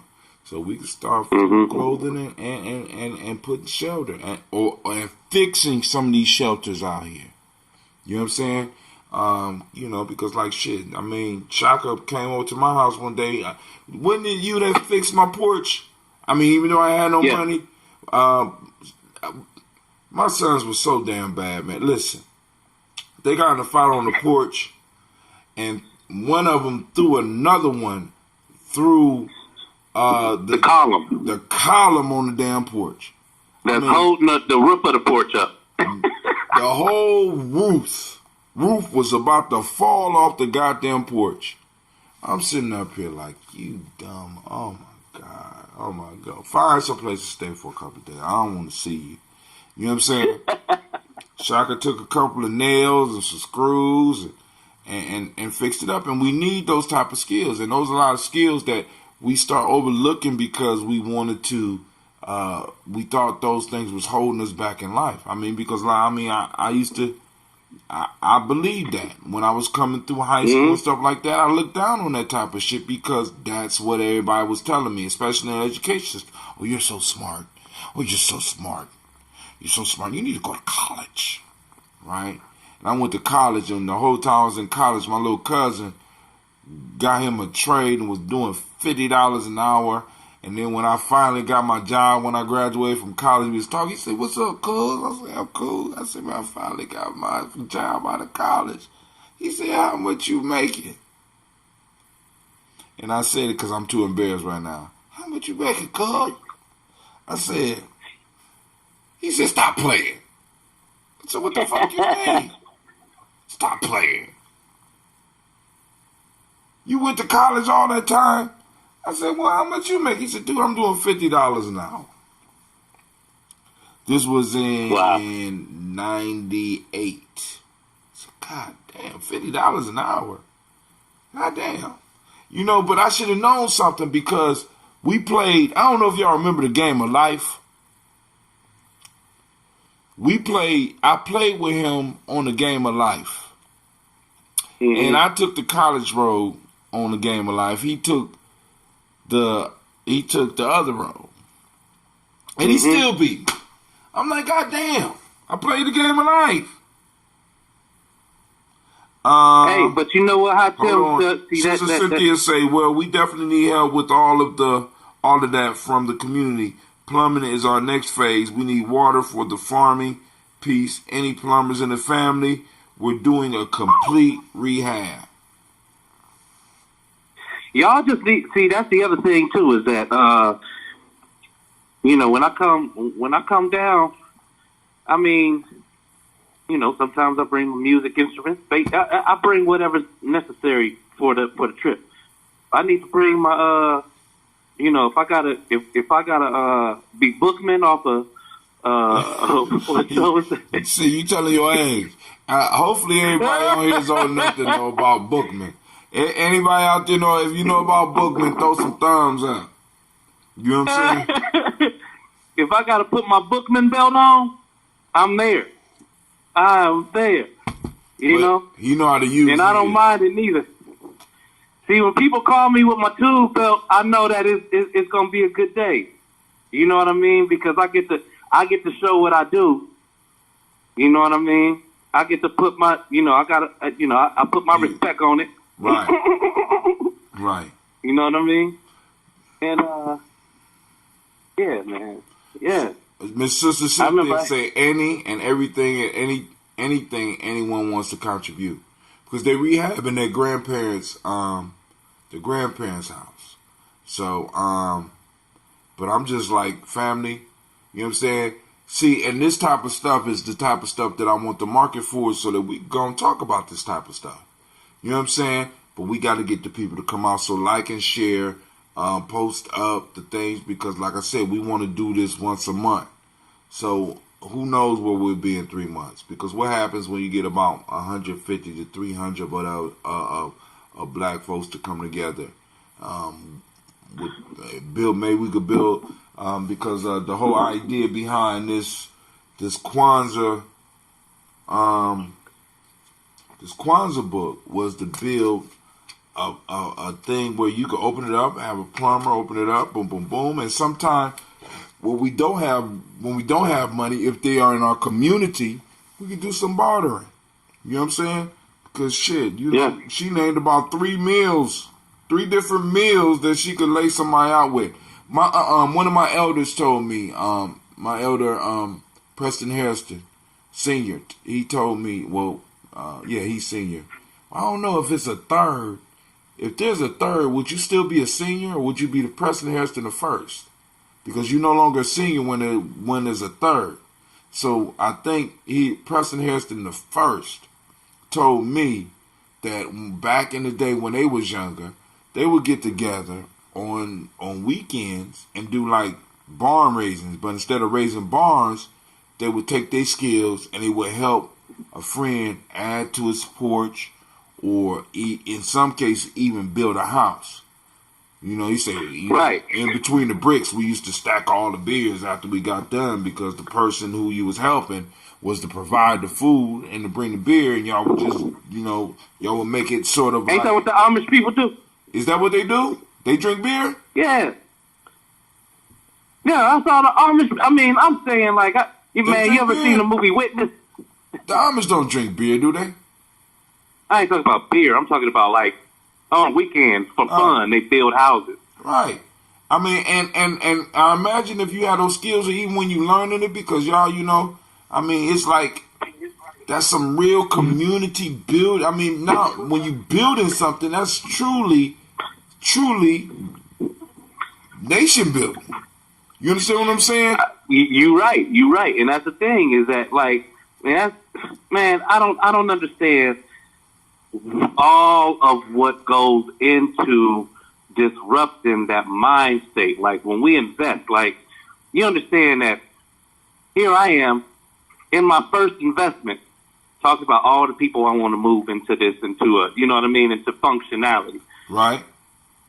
And the piece is that we get that one thing done, it ain't never a dull moment. It ain't, we can sit and have some peace time where we woosah or whatnot. But when that first site is done, it's time for us to move to the next city and get the next site done and grow our tribe, expand our tribe, expand the functionality of the real estate that we own collectively. You know what I mean? Right. So, hey, if I live long enough, I want to have one. I think it's going to be some major changes coming very soon, man. You know what I'm saying? Because part of the issue that we have is, I mean, a lot of us don't have no money. None. You know what? You're right. That part is changing right now. Right now, we got some stuff to talk about, man. I mean, that stuff is changing. Oh man, I mean, and because the whole wealth gap thing is, and the calcification of wealth is a real thing for many of us. So many of us. Hold on 1 second. Many of us thought that, or may think that we're living a middle class lifestyle, but wealth wise we're not. Salary wise we are. Wealth-wise, nah. You know, I could just be speaking for me because for all I know, there might be a bunch of ballers just listening to me right now. But it's some... I mean, I tell me, you know what to think? Yo, I know that... Oh, I don't know if they're listening in right now.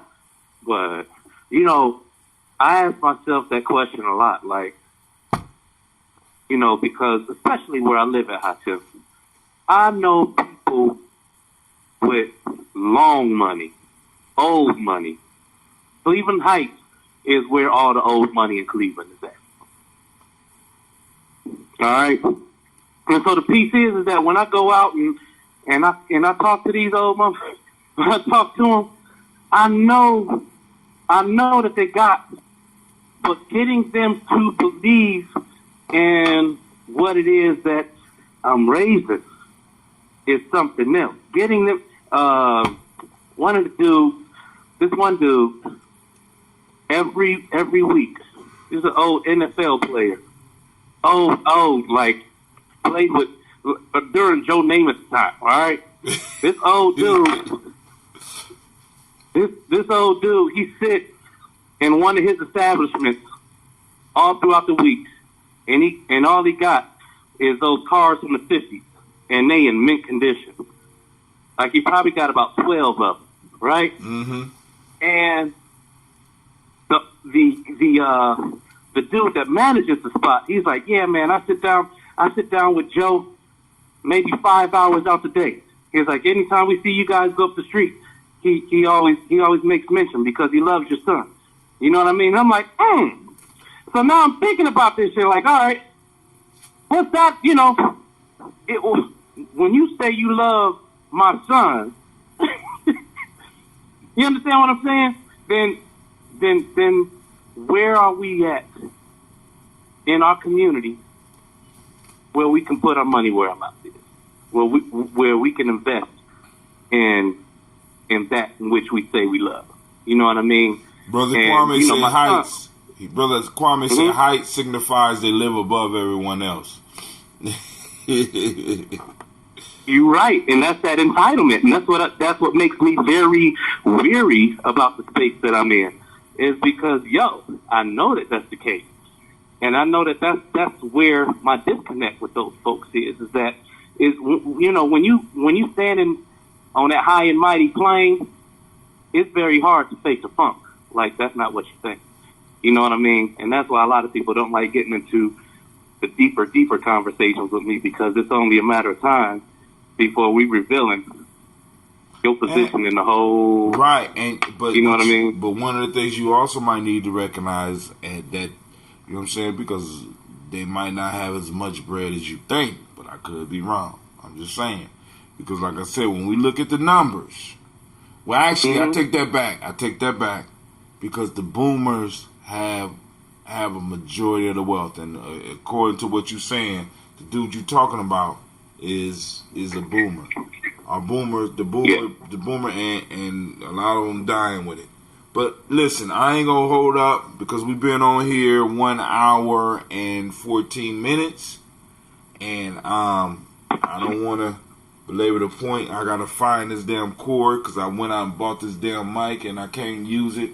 Because my kids, my children, it's real life here, Gye-Nyame Journey. I was ready for the show. I had everything typed in, was ready at 9 o'clock, and I took out my new mic, tried to plug it in, and said, where is my goddamn cord to my phone? Brother Kwame said, my boy was a principal at their high school, and they ran him off quick, fast, in a hurry after seeing him through the rebuilding of a new high school. They probably was mad because they ain't had no more money after they built that goddamn high school. I'm just saying. All right, this is Brother Hatem. You know what I'm saying, family? Remember Black first. We're gonna keep it. We're gonna keep on building. I will see you in the morning for the Daily Toast. Lift up the ancestors. Shouts out to Sister Cynthia, because I see you doing the work. Sister Cynthia and her sister, who were able, I think it's Miss Regina. were able to go on and purchase their grandparents' home, and converted it. I got to come see it because they say they got land to farm, and we definitely need to get a community farm because, like I said, this little backyard I got right here is not enough. I'm trying to talk my mom into it because, because I was looking at my mom's little piece of land. I said, would you let us get some beehives on your? Hell no. I said, okay, I'll check with you in a couple of months. Because hell no means maybe. Because I know my mom. Hell no. You know what I'm saying? If she ain't hit me, I got a chance. So, because I want to build the beehive somewhere where I'm going to be, where I know she's going to, where I know it's going to be there. I'm not going to be here, so I don't want to put no beehive here. And I don't want to have to move the damn beehive with me. Because if I thought moving a cat and a dog was hard, I want you to imagine trying to move a bunch of goddamn bees. Oh, yeah, we want some beekeepers. Well, not only do, but we going to have to learn how to be beekeepers because now honeys can be a staple. We also had this June, this ambrosia, the staples. I mean, we just have to find something that we can create year-round. These guards, the way we doing them, if we can make them. Man, listen. You know, I'm always like thinking a little bit bigger than my pockets can handle. But I'm gonna tell you something. I'm just putting this out in the universe right now. I came across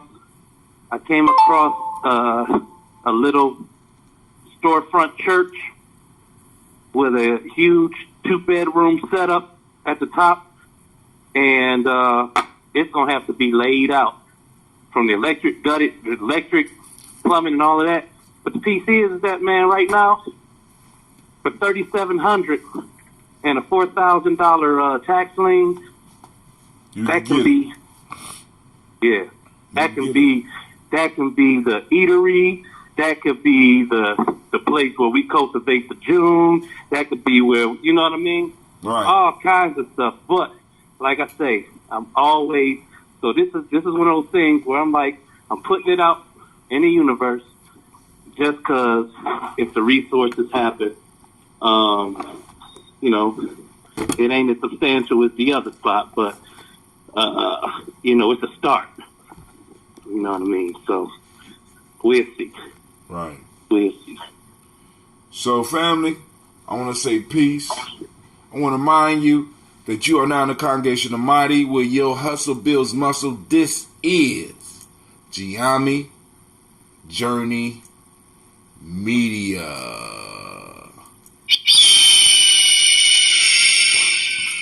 And of course, this is a Heart of Some production, and this has been another Tribal Quotes, Day 61.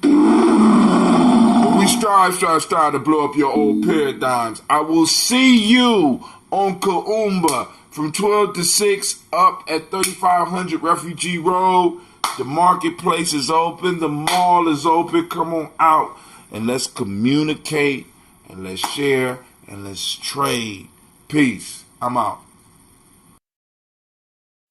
From the wise, never catch girls among swine. It's just a waste of time, cause they can't see you shine when you walk amongst the blind. Even when you reflect divine word from the wise. Never catch your girls among swine. It's just a waste of time, cause they can't see you shine when you walk amongst the blind. Even when you reflect divine. Say, the truth is what I'm about to bring. Listen to the message I sing. I won't shine like diamond ring for you. The truth is what I'm about to bring. Listen to the message I sing. I want to shine like diamond ring for you. I want to thank God for the gift that He granted to me, to break down things so you can see the truth, the light, with all my soul. From funk, jazz, and rock and roll, I say we can rule what's overdue. A revolution you and I may come true. We all born sinner and we won't break free until we overcome hypocrisy. So stop one finger, reach to the sky, listen to the message, hold your head high, say na na na na na. Hey, we need to stop speculating and move into action.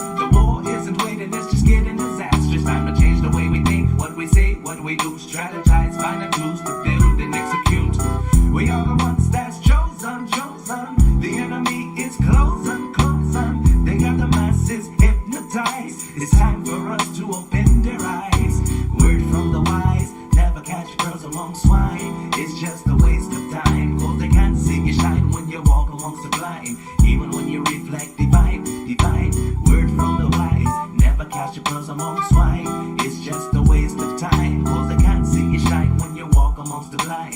Even when you reflect divine, divine word from the wise. Never catch a pearls among swine. It's just a waste of time, cause they can't see you shine when you walk amongst the blind. Even when you reflect divine, divine word from the wise. Never catch pearls among swine. It's just a waste of time, cause they can't see you shine when you walk amongst the blind. Even when you reflect divine, say word from the wise. Never catch your pearls among swine. It's just a waste of time, cause they can't see you shine when you walk amongst the blind. Even when you reflect divine, yeah, word from the wise. Never catch your pearls among swine. It's just a waste of time, cause they can't see you shine when you walk amongst the blind. Even when you reflect divine, yeah.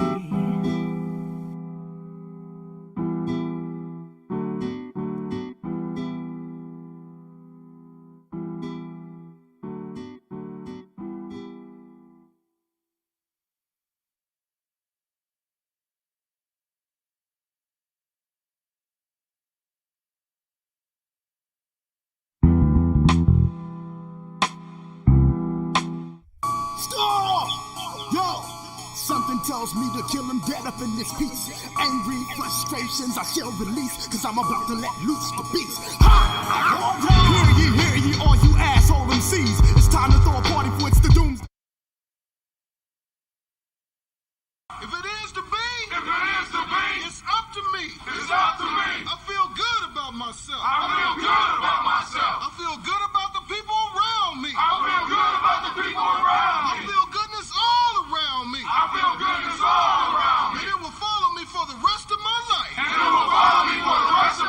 Cause I walk with good.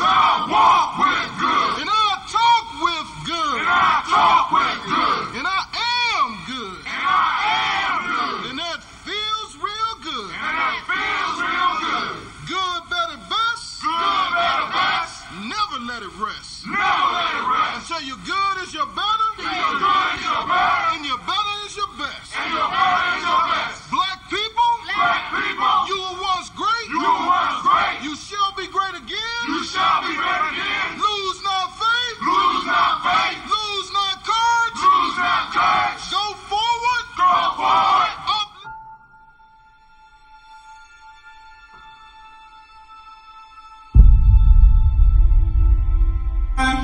To have melanin embedded in our skin is a gift. Oh my gosh, when I say too black, you say too strong. Too black. Too strong? Yeah.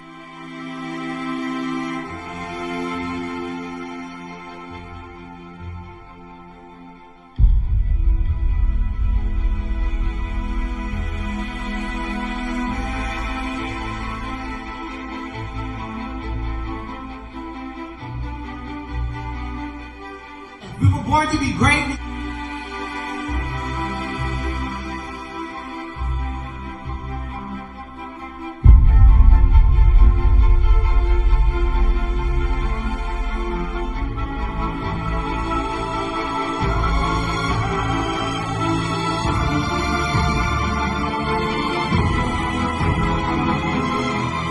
Oh my gosh, when I say too black, you say too strong. Too black.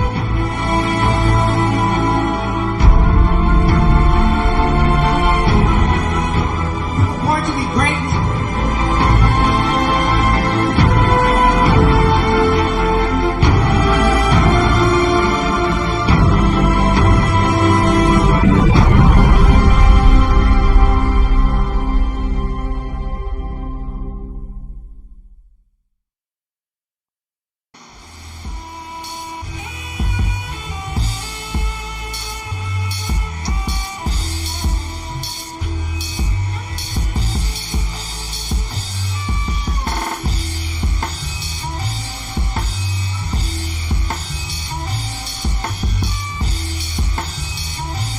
Peace, family. Yo, thank you for joining us.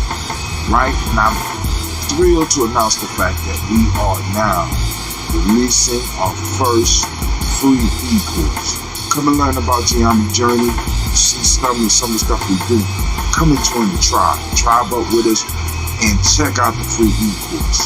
We'll make sure that the URL pop up right about here. And it'll probably be somewhere in here. Check us out, family, because we are building. Come and learn about Gye-Nyame journey, and let's build together.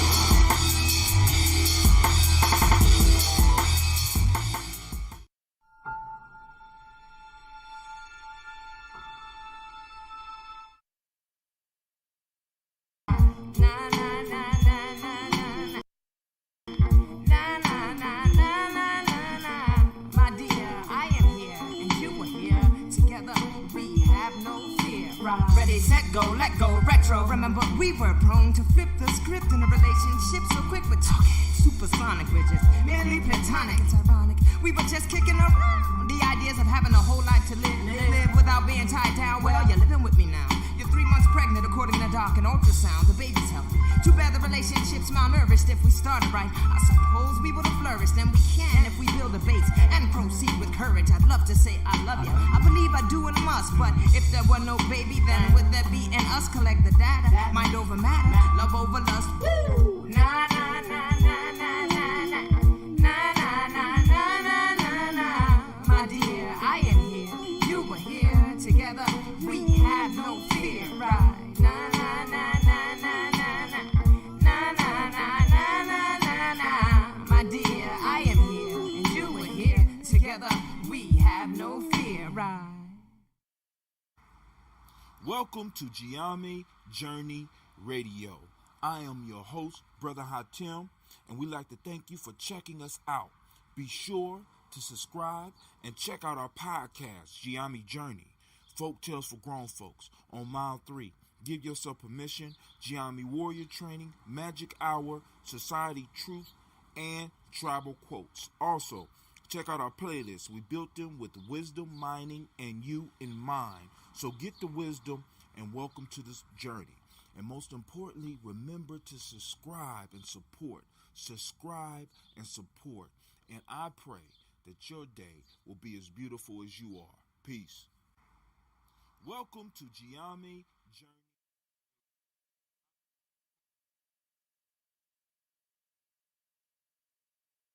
Man, oh man, we are live and family. I am glad to be here. Y'all see we are building up our stuff. We're building up. We need to make sure that the crew is on board. Anime. Are you in the house? Simba, you here? Is my crowd here? Is the crowd here? Oh yeah. I'm glad y'all got over that. I told y'all can't catch coronavirus. Y'all spirits. You can't catch. Spirits don't catch corona. All right, Explosion, you ready? Explosion is ready. Oh, man. Thunder. Anime, you ready for your other job? I know you don't like me calling you. You know, you say that's racial profiling or animal profiling. Okay, all right. Siren, just in case we need to erase some foolishness. So, Siren is ready, yeah. Bell, you ready just in case I get into my class mode?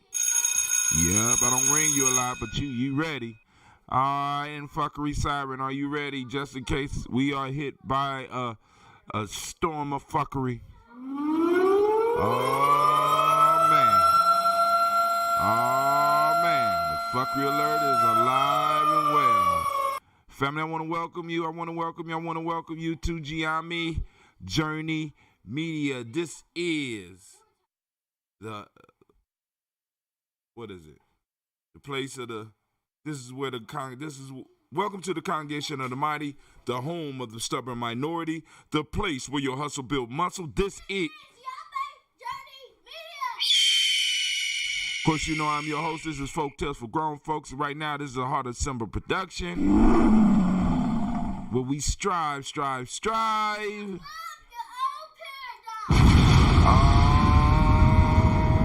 yeah. I'm glad Gina got her energy, because tomorrow Gina's going to have to go on and do we're going to do an audio book. So Gina's going to be getting prepared for that. And she didn't know. But you know, It's real life here at Gye-Nyame Journey. It don't matter whether you know or not. You just have to be ready and be prepared to show and prove. That's it. All right, that's real life at Gye-Nyame. That's the real life cam I wanted to introduce you to. So, guys, all right, cool. All right, so now the real life camera is off. So, family, it's time for us to get started on our journey of tribal quotes. To get started on our journey of tribal quotes. Excuse my camera if it's kind of crooked or I don't know. I wasn't here all day, and Cleve was gaming, and I don't know what happened. I came back, my camera thing looked like it was just somebody had been abusing it. I don't know whether to blame Cleve or the girls. I don't know what's going on, but it is what it is, and we're gonna make it happen here on Gye-Nyame Journey because that's what we do on a daily basis. What happened to it? Cleve was playing a game on your computer, right? He got up because Mommy caught him, and that fell down, so I had to put it up.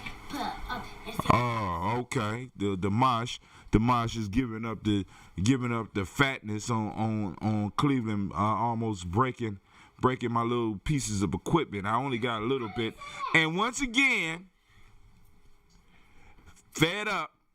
I wanted to say FedEx, but Fed Up said they couldn't deliver my stuff because of coronavirus, and I understand that. But the issue that I have, let me just share the issue I have. So I told y'all the other day I was standing outside of my adventure, right? And I look over to the next block because there's some woods, and I could see over onto the next street. The street runs right into a dead end, and right through the dead end, it leads right to the building. Guess what type of truck I seen pulling up and turning around? You right, a Fed Up truck. Fed Up, right? So then, today on the way to work, on the same block that they say they can't come because of coronavirus, and I just seen them last week, guess who was chilling at the very same gas station that I often frequent? Right down the street from my place of employment. Yep, the Fed Up truck.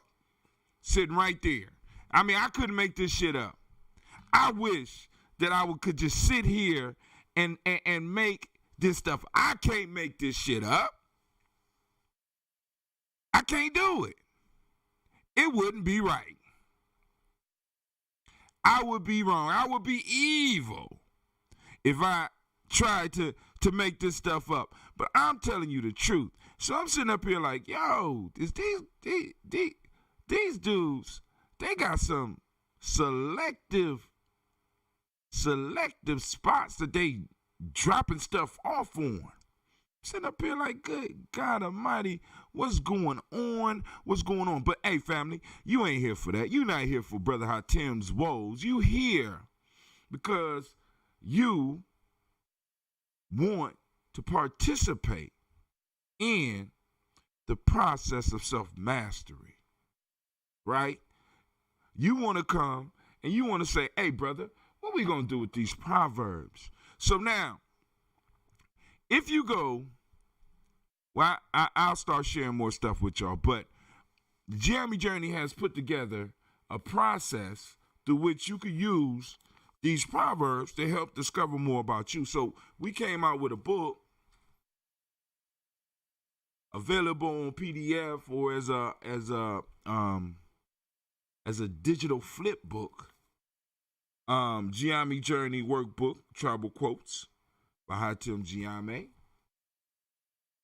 It's not quite ready for a digital. It's not on digital yet, but I'm working on it, right?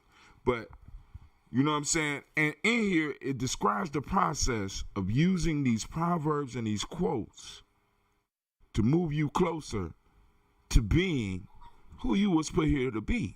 Now, part of the issue is that we've been receiving stories, and we've been receiving quotes, and we've been receiving proverbs. And I ain't talking about the Bible. I'm talking about wise words that have not been working for us. So the challenge for us is to go on and learn how to start retelling the stories so that we can reshape our stories and to start using the truths and the wisdoms in the proper way that they need to be used. That is the goal. Because family, as I say all the time, our ancestors have left us everything that we need to move us to the next level. Our ancestors have left us every example of being able to get your freedom. All we have to do is be bold enough to take the steps and move forward. Now, as you see, obviously, we've been getting some more subscribers, and maybe some people been donating. That wasn't on there I don't remember that being there this morning. You know what I'm saying? The little glass, you see the glass? You know what I'm saying? That happens when people subscribe and like and donate. So I want to thank y'all for the support. But hey, can we fill up the glass? You know, that would be marvelous, right? And family, we are going to be rolling out a subscription, right? Yeah, you can subscribe on Facebook, you know what I'm saying, or like, share, comment. You can subscribe on YouTube and all that, but we're coming up with our own subscription method. And those people that subscribe, not only, of course, you're going to be able to come and check us out on Gye-Nyame Journey, but you're going to get some free content because we're going to have some private content specifically for you, right? And then also, you're going to have access to our digital library. Now, y'all know Brother Hatim has been producing content for years. So now, not only will you have access to my stuff, but you're going to have access to the new young people stuff that is going to be coming out. You're going to have access to the Gye-Nyame Journey full library as we are developing it. And then also, when we restart the newsletter, guess who's going to get it? You know what I'm saying? And the subscriptions are like $10 a month, right? You know what I'm saying? And then, of course, you get when we have events, of course, you could come. You know, I ain't going to guarantee all of them going to be free because we still got to do a lot of fundraising because it's not super expensive to go camping, but it still costs some money. So we're going to be able to take some of the money and be able to reduce the cost for everybody. We are going to be able to take some of this money and send some of our young people to Simba. And also, one of the things that I really, really want to do is we have a story called the Trials of G. I want to bring that to life in a book with a skilled artist. I want to be able to give a skilled artist some real money. Of course, I could do it cheaply. I tried doing it cheaply. But nobody respects your stuff more than you. So why would I expect somebody working cheaply to bring something fantastic that is fantastic to me to life? So I want to find an artist that has the skill to bring G to life. I had a light on. To bring G to life. You understand? I think we deserve it, right? And then also, what's wrong with doing some animation? I want y'all to think about that, right?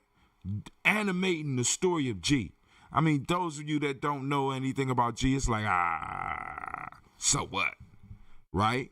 But those of you that have been involved with Gye-Nyame Journey over the last 15 to 20 years, y'all know the importance of illustrating that story and the importance of bringing that story to life. And then also, we got other books and stuff like that. Why? We a media company. We're a media tribe, right? Why not bring 7 Sticks to life? You know what I'm saying? This one already got pictures and stuff in it, but why not animate it? Right? Come on now. I mean, and then on top of that, all the other stories that's been created for Gye-Nyame Journey. Shit, we got a whole pantheon. You know what I'm saying? We got a whole collection, several books that we could do and bring to life. And those people that will be subscribing will help us achieve that and also have access to all that stuff, to be able to stream it and to be able to pull down the PDFs. You know what I'm saying? I'm making everything available to them. You know what I'm saying, when it comes through. And the only things that you won't have access to in our library are things that we work on for other people. Now we can get a discount for you.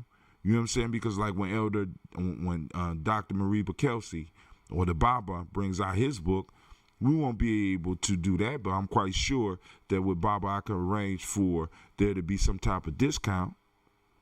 You know what I'm saying?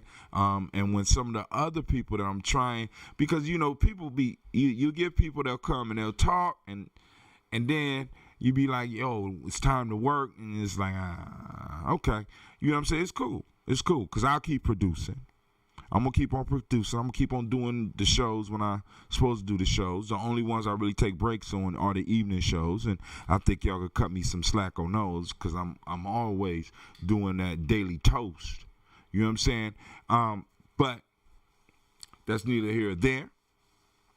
But we have a lot of stuff that we are going to strive to bring to you. And those of you that are in Gye-Nyame Journey, you will be able to benefit from it as well. Man, oh man. And I'm so glad to be here with you at this point in time in history, right? I mean, because family, we are in a time that is unprecedented. I mean, I just want y'all to understand that. I mean, we are in an incredible time, right? I mean, think about this, family. A lot of y'all we've been at home going on a month. Some of y'all getting to know your children like other generations of our people have never been able to get to know their children. You know, some of us still are what would be considered essential workers, right? But, you know, I get to spend a lot of time with my children. I get to see them in the woods. And, you know, I'm not surprised when somebody come and tell me some shit about my kids. Some of y'all be like, not my baby. Ever since kindergarten, they've been on the honor roll and never been in trouble. You know? Teacher be like, hey, your baby been cussing in class, for real? What she say? She write letters with cuss words. Did she spell it right? Can't shock me. You know what I'm saying? I done see my babies out in the woods. I done turned them loose. Like, oh my God, oh man. You know what I'm saying? So, you know, I'm there. Right? So, let's get to the Proverbs and then we can talk a little news. And then also, for those that want to participate on the date. Now, let me be very clear. The black signal. I sent out the black signal. The black signal will be going, in the way we know it, will be going the way of the dodo bird. I am going to tell everybody to like on the page or whatever media whatever you're watching us through. You know, like it, subscribe. If it's a bell, click the bell, click the notifications so that you know when I come on. Or you could join our Discord. You know, because there's going to be a lot of stuff going on in the Discord. And we're going to, I'll post up the link. Don't get frustrated. Just sign up. Brother Hatim, of course, is going to do a video showing you how to do the Discord so that you don't have to struggle. You don't have to get frustrated. You don't have to get lost. You don't have to throw your computer out the window. You don't have to throw your cell phone.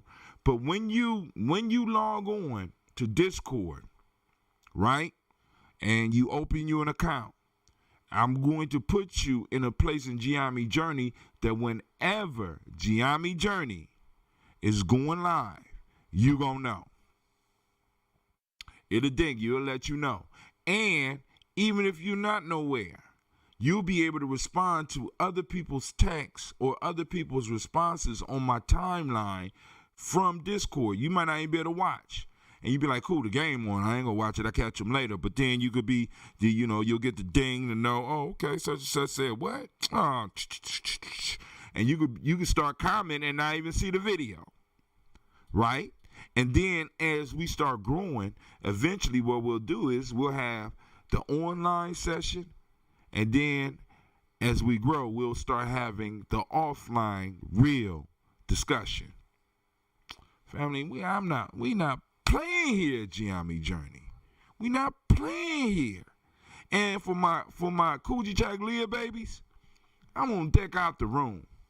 And we're gonna have prizes. Now, I'm not doing prizes right now. I got to go on and master how to do the prizes, right? But I am gonna go to Streamlabs, I am going to do my study, and I am going to be having contests soon that you can win. Now, we were able to do it on the text message, but I'm not gonna be doing the text message piece too much longer. You know what I mean? It did work.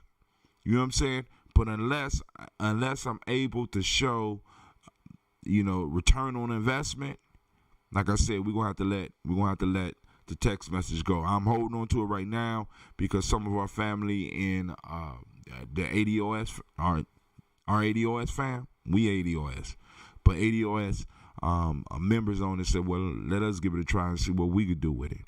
But I want to make sure that in some form or fashion it is serving us, because it's a powerful tool. It just needs the right person. And like I said, with me trying to focus on this and focus on the media and focusing on producing content every day, I need somebody that's going to take that and run with it. You know what I'm saying? And that's what I be trying to get people around me to understand. I'm in many ways I'm blessed, nowhere near rich, right? But I'm blessed in a way to where I'm able to get some of these tools, because like I get them early before they get too expensive, and I'm grandfathered in on a lot of things, and if I'm interested in something, I'm able to go on and get it. And what I need the people around me to understand is, well, damn, if he's doing the streaming and he's doing the texting and he's doing the newsletter and then he's leading the sessions, and then when he's leading the conference calls and he got the conference, you know what I'm saying? What I need people to start realizing is, damn, you got all this shit going on. Listen, I'm gonna master this. I mean, I don't know if anybody ever look at this Uber conference, but this Uber conference is bad as hell. Right now, as soon as somebody come in, it'll let you in, and it said, this conversation is being recorded. Right?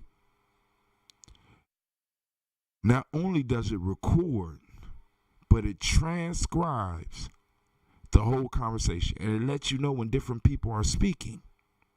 So it might not know your name, but if your name is on the thing, or your number is on there, it'll mark the number that the voice is coming from.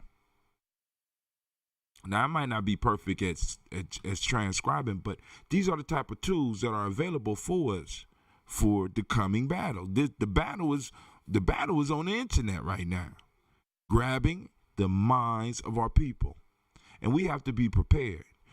So I'm looking at the technologies, and I'm like, yo, how? You know what I'm saying? How do I use this? And I know some of y'all out there, as soon as they cut off the power, well, until they cut off the power, we need to use this so that we can reach as many people as we possibly can, so that when we have to return back to standing on a soapbox or a milk carton, right? People will have some idea of what you're talking about and why you're there, because you have established something, But anyway, let's get to the quotes of the day. Some of y'all falling off like, there you go, yeah. Brother Anthony, there you go. All right. Proverb number 1. The divine loves humanity and has filled it with its sight, so that humanity might see how to be joined with the divine, say the knowledge holders, and to conquer all enemies. The sacred laws have been formulated for salvation and for the support of humanity, say the knowledge holders. Now, usually that's one that has like 3 proverbs in it. But we're going to expand our minds today, and we're going to chop it up as much as we possibly can in these quarantine times, since nobody could go out, supposedly. I know some of y'all creeping. So I creep, yeah, just keep it on the down low. 'Cause everybody's on quarantine all around. So I creep,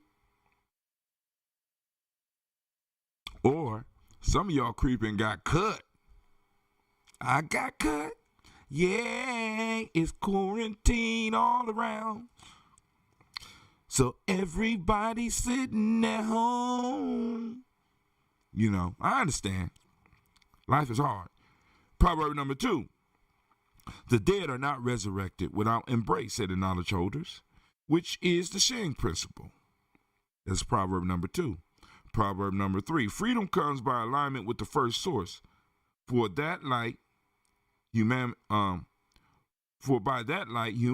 beings see best how to choose, said the knowledge holder. Once again, freedom comes by alignment with the first source. For by that light, human beings see best how to choose, said the knowledge holders. Now let me make sure. I know I got something on here for the black line. So let me make sure that y'all got the number for the black line.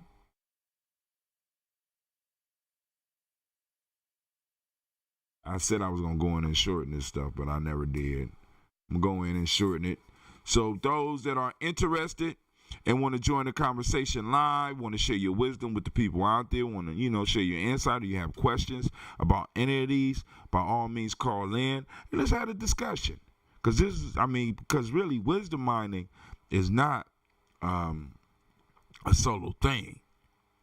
It's a lot to haul around these crystals of wisdom that our ancestors left us. You need help sometime digging that up and bringing it out into the world. All right, so somebody out there in the chat, if you would, put a number between 1 and 3, 1, 2, or 3.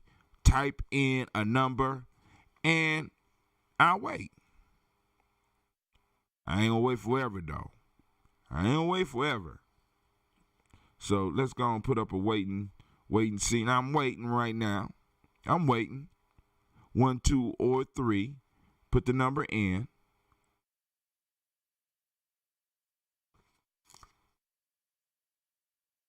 Or call in and pick a number. 614-556-4535. Once again, the number is 614-556-4535.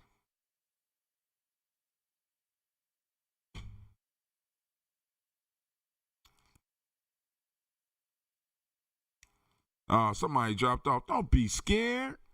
Don't be scared. Family. All right. Let's. Gina. Pick a number between 1 and 3. Pick a number between 1 and 3.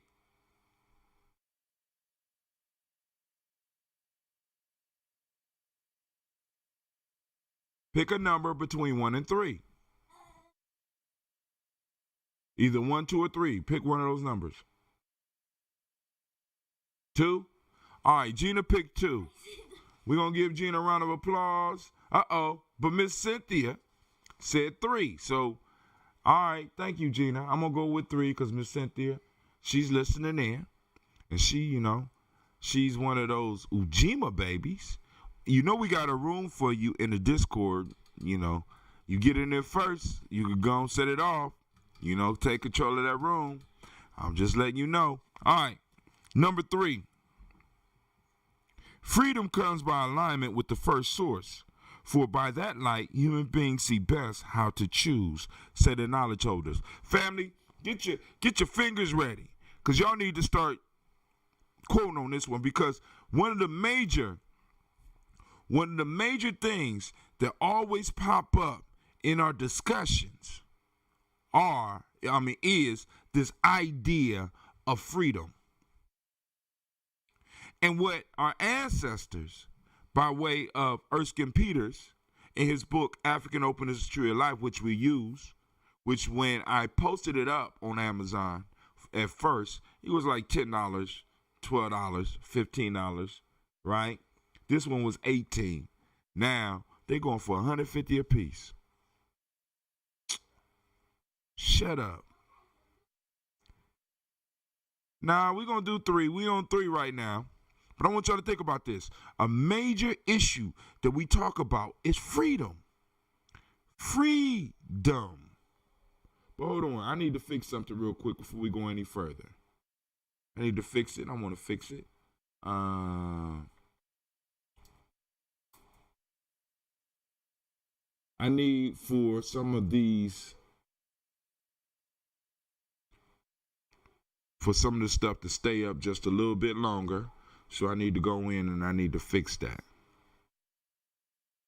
But Miss Gina say thank you, and I say thank you for Gina for considering. But you know, you said 3, so I'm gonna go with that. I mean, I was moving. I got impatient. I was like, I'm about to look crazy out here. Ain't nobody gonna respond. You know.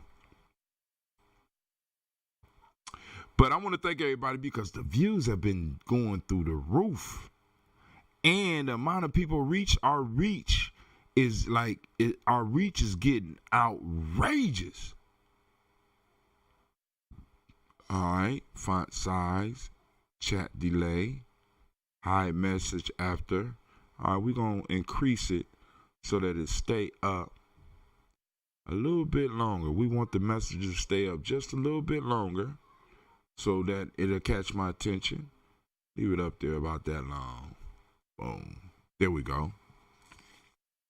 All right, and I'll shorten it as time permits. All right, so let me get this off because this is burning up. All right, so going back, freedom comes by alignment with the first source, for by that light human beings see best how to choose. Freedom. Now, let's clarify some stuff. Erskine Peters used words like first source. There's some other terms that he used. Divine head. Right? He used those type of terms. He don't use creator and stuff like that. He used the divine source or the first source. Right? Because we got to really, when we get into the culture, we really start seeing that some of the terms that we've been using to describe the divine aren't really even good descriptions of the divine. Matter of fact, divine might not be a good description of divine, right? But hey, who knows? But so terms like first source, divine head, right? It's talking about that higher power. And what Erskine Peters is trying to point us to, what the ancestors was trying to point us to, is that freedom, right? The concept of freedom comes at when we understand one critical thing. Freedom comes in many cases by choice. And I know some of y'all gonna disagree with that. Because Brother Hatim, I could take your freedom right now. I just put a gun to your head, right? But in every situation, no matter how uncomfortable it may be, we all have choice. Now, some of us surrender the choice and then go and say, well, I didn't have a choice. But in all situations, we have a choice, right? In all situations. And the ultimate choice in many cases is life or death. And some of us be like, well, I would rather be alive and live with this rather than be dead and not deal with it at all.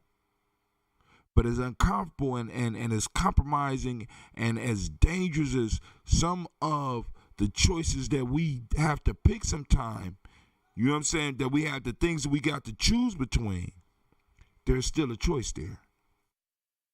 And in between those choices, right, lies the freedom, because I could decide on which direction I'm going to go. So, Homeboy says, freedom comes by alignment with the first source. Now, one of the reasons I like the term first source, because when it looks at the creator, right, it's saying first source. So this is the source that was there before all other sources. So when you plug into the first source, you become a sorcerer. I like that shit, right? Become a sorcerer. Become a wielder of magic. Freedom comes by the alignment with the first source. How do I align myself with the first source? Right? That's one of the questions that need to pop up in your head. If you don't have a clue, how do I align myself with the first source and become that sorcerer? Because the energy that you're throwing out into the world comes from the first source. Freedom comes by alignment with the first source.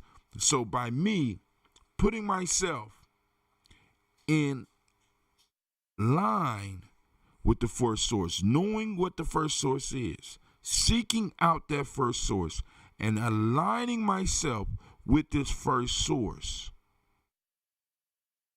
Not aligning yourself with the world, not aligning yourself with comfort, not aligning yourself with your friends, but aligning yourself with the first source. So now, how do we know what the first source is? Our ancestors left us other clues. How do we know? How can we recognize the first source? Our ancestors left us the concept of Ma'at. Truth, justice, righteousness, reciprocity, balance, order, and harmony. The first source is in all of that. Is it truth? I'm standing on truth. Is it just? Right? But now I need to be very clear.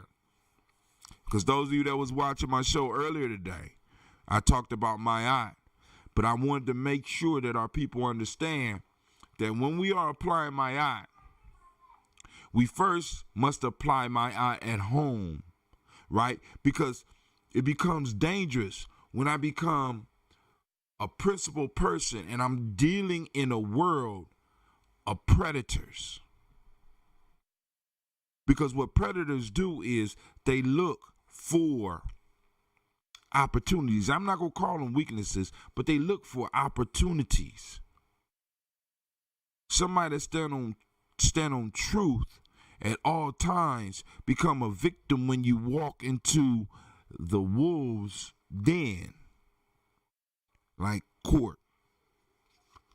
You stand on truth, but you walk into a room where truth does not rule, and you're surrounded by enemies that are licking their tongues at you. It's sort of like the chicken going before the foxes to be judged. Should the chicken stand on truth in that room? Because the truth of the matter is that foxes love eating chickens.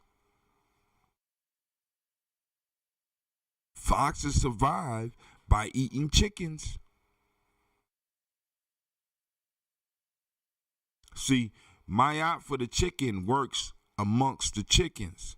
Ma'at for the chicken in the courtroom of the foxes does not work.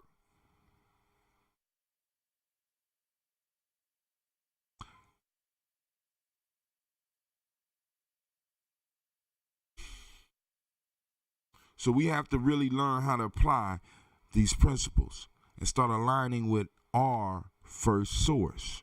So we look for the truth. We look for justice. We look for the righteousness, right? In Gye-Nyame, we talk about honor, loyalty, and sacrifice.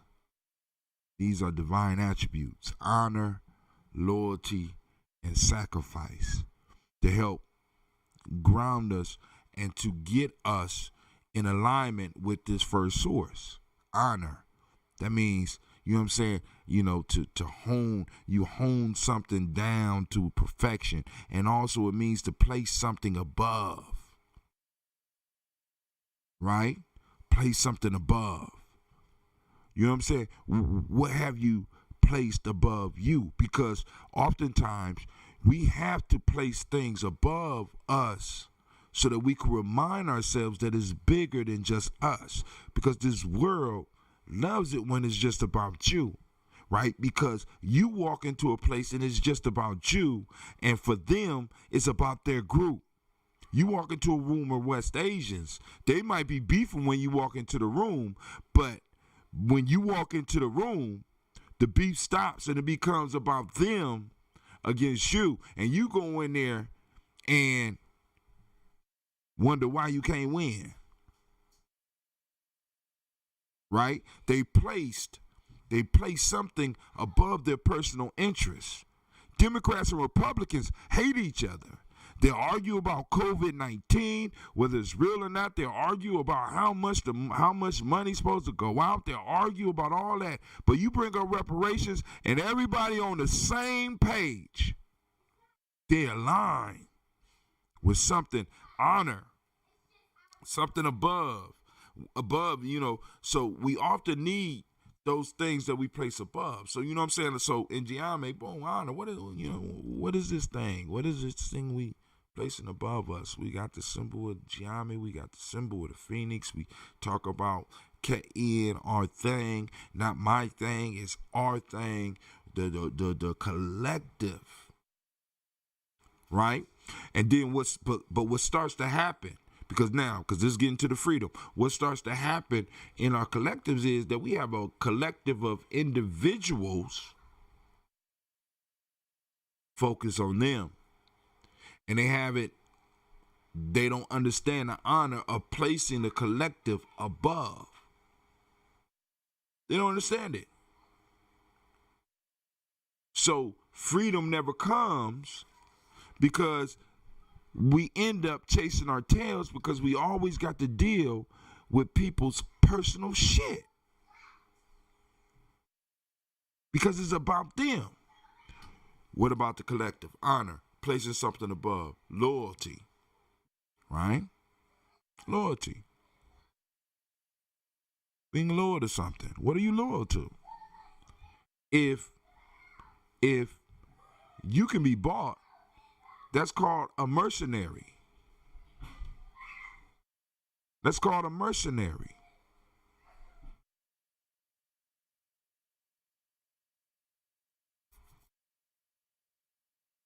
So if you don't have loyalty to something, an unbreakable loyalty, you can't align with the first source.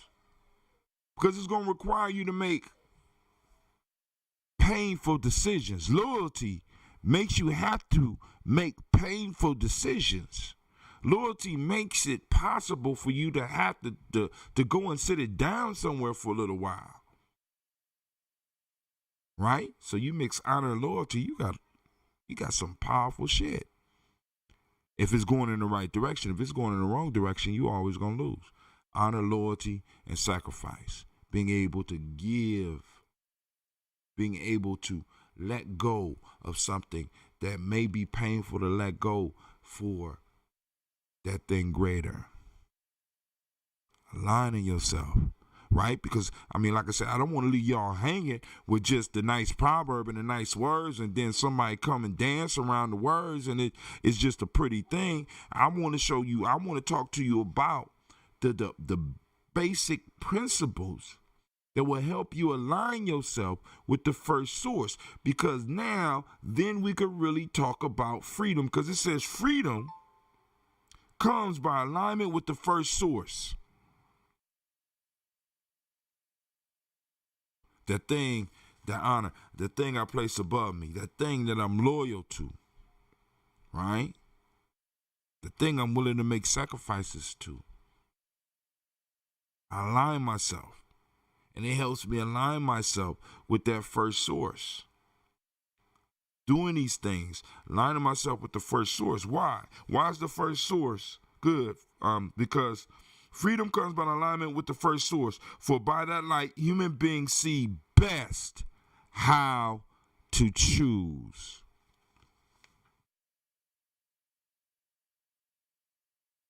When we align ourselves with the first source, we see best how to choose. We are able to be clear in the choices that we make, rather than plagued by doubt and fear. Did I make the right choice?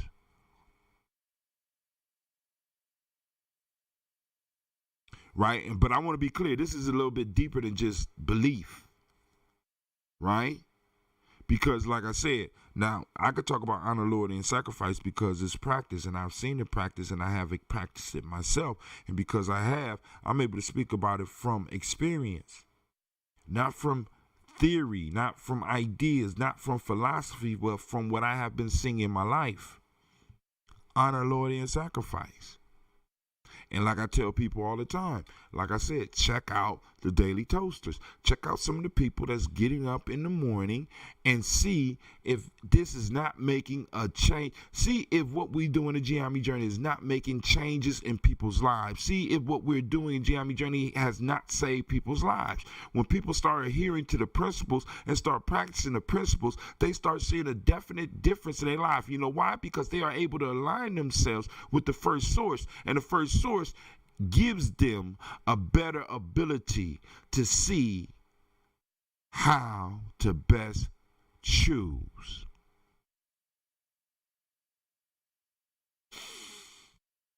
Family, this is a real and powerful, and I mean, just like we in the page 10, and brother and the brother done dropped some life-changing juice. We're just on page 10, and we're talking about a 3 to 4 sentence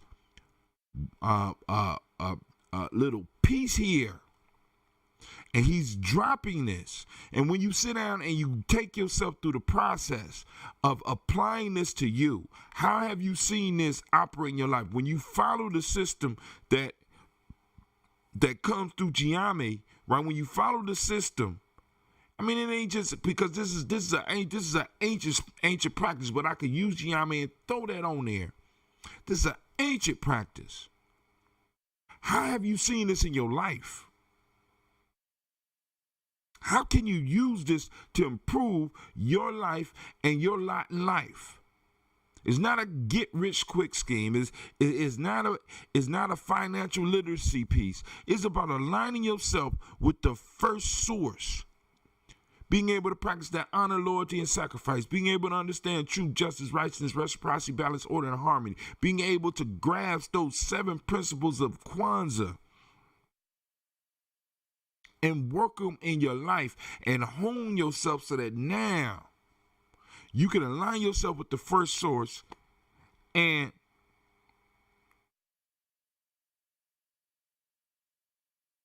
that like human beings see best how to choose, said the knowledge of. Freedom comes by alignment with the first source and the fourth source. For by that light, when you align yourself with that first source, there's a light.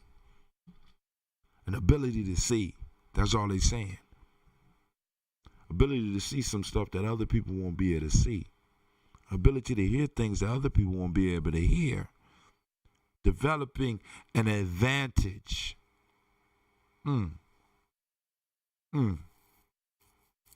in line 614-556-4535. I hope I hit that one well. And we're going to move to proverb number 2. But like I said, let me go and post this up. Check out the e-course.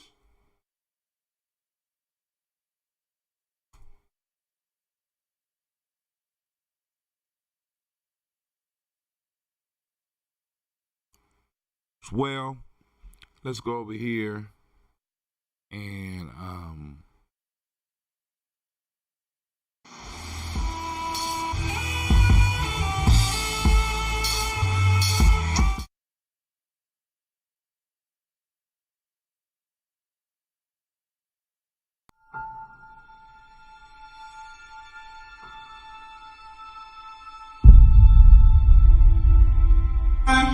To have melanin embedded in our skin is a gift. Oh my gosh, when I say too black, you say too strong. Too black? Too strong? Yeah.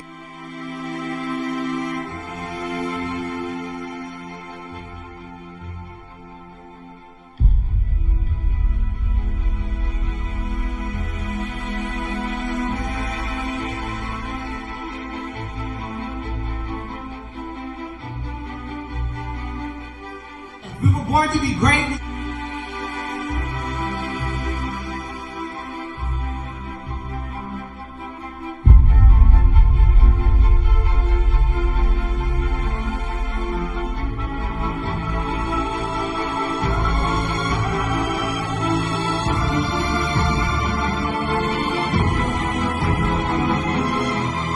Oh my gosh, when I say too black, you say too strong. Too black?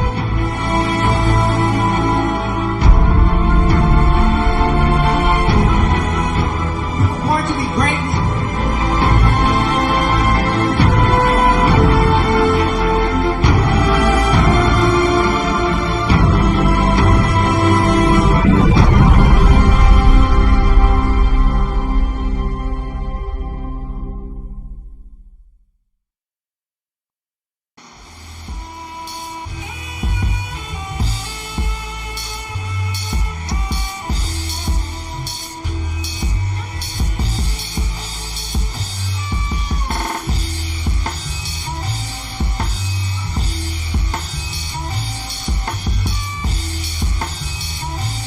Peace, family. Yo, thank you for joining us.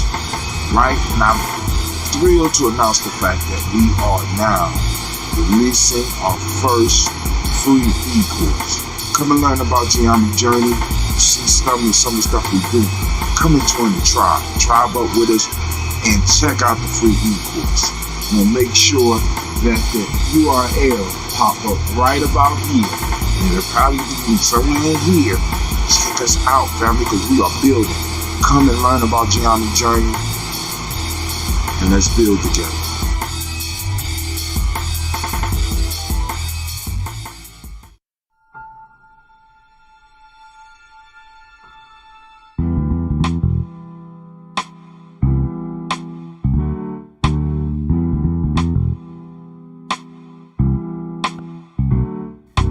Word from the wise, never catch girls among swine. It's just a waste of time, cause they can't see you shine when you walk amongst the blind. Even when you reflect divine, divine. Word from the wise, never catch girls among swine. It's just a waste of time, cause they can't see you shine when you walk amongst the blind. Even when you reflect divine. Say, the truth is what Trying. I'm trying. It's hard, man. It's hard. Oh, Lord, it's hard. It's hard. It's hard. But I'm trying, family. I be trying to get up, but I do get up. And we always do the toast, right? So, all right, so let's move to number 2. Because I don't want to hold you up all night. The dead are not resurrected without embrace, said the knowledge holders, which is the sharing principle. Man, y'all got to stop being scared. 614-556-4535. Once again, the number is 614-556-4535.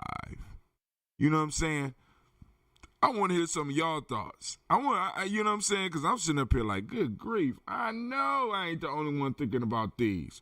We are a little bit past an hour. You know, I try to kind of keep the evening shows kind of concise.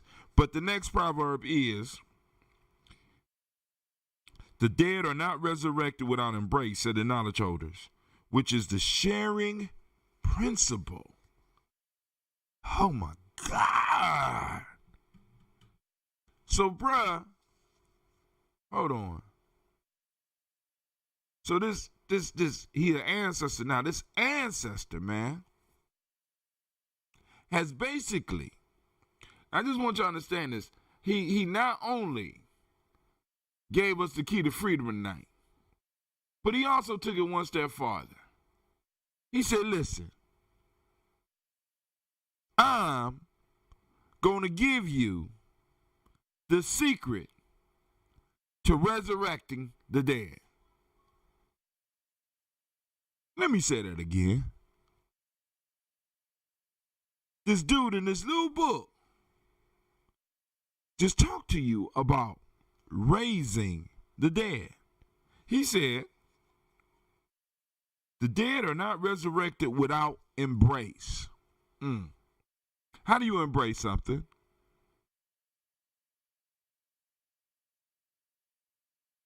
Right? I want you to think about that. How do you embrace something? What has to happen for you to embrace something? Yeah. You got to get close to it. You got to get up on it. Right? You can't embrace something from a distance. Right? Now, a perfect example for this is that when the honored ancestor, Elijah Muhammad, started his quest, and he started resurrecting. See, because a lot of people, understand the language, right? Symbolic language.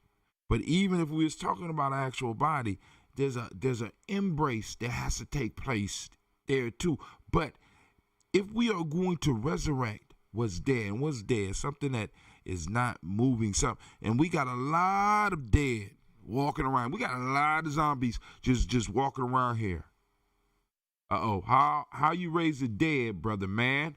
Open wide your arms, up close and personal, then wrap around. That's right. Shouts out to Brother Kwame. Checking us out from our Twitch site. Learning how to use that Twitch. Learning how to use that Discord. You know what I'm saying? Putting it together. You know what I'm saying? Got his Gumroad account. Brother doing it, right? You got to get up close when you're going to resurrect something.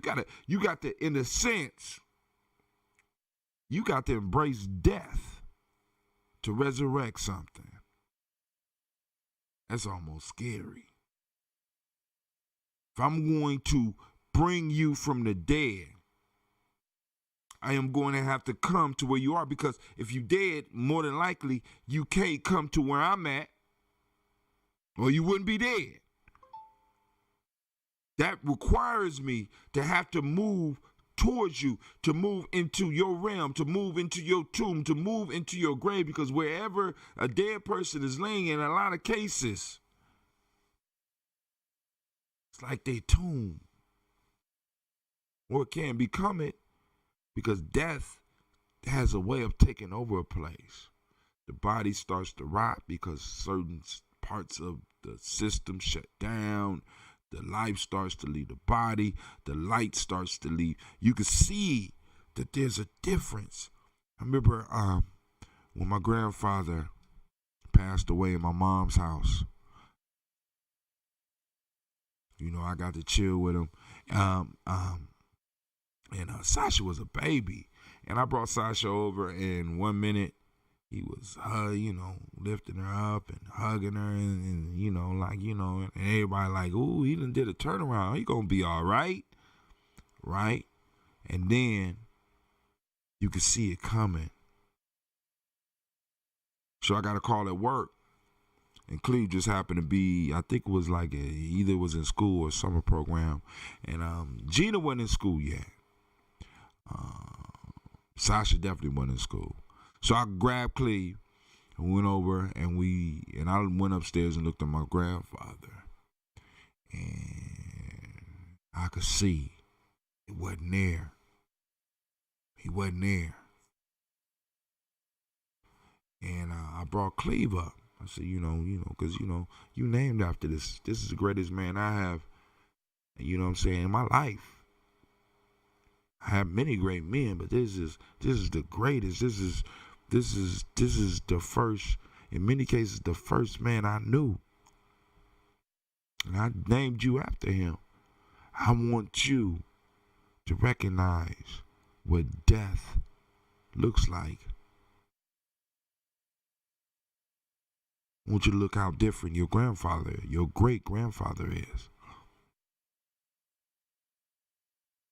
There's a difference.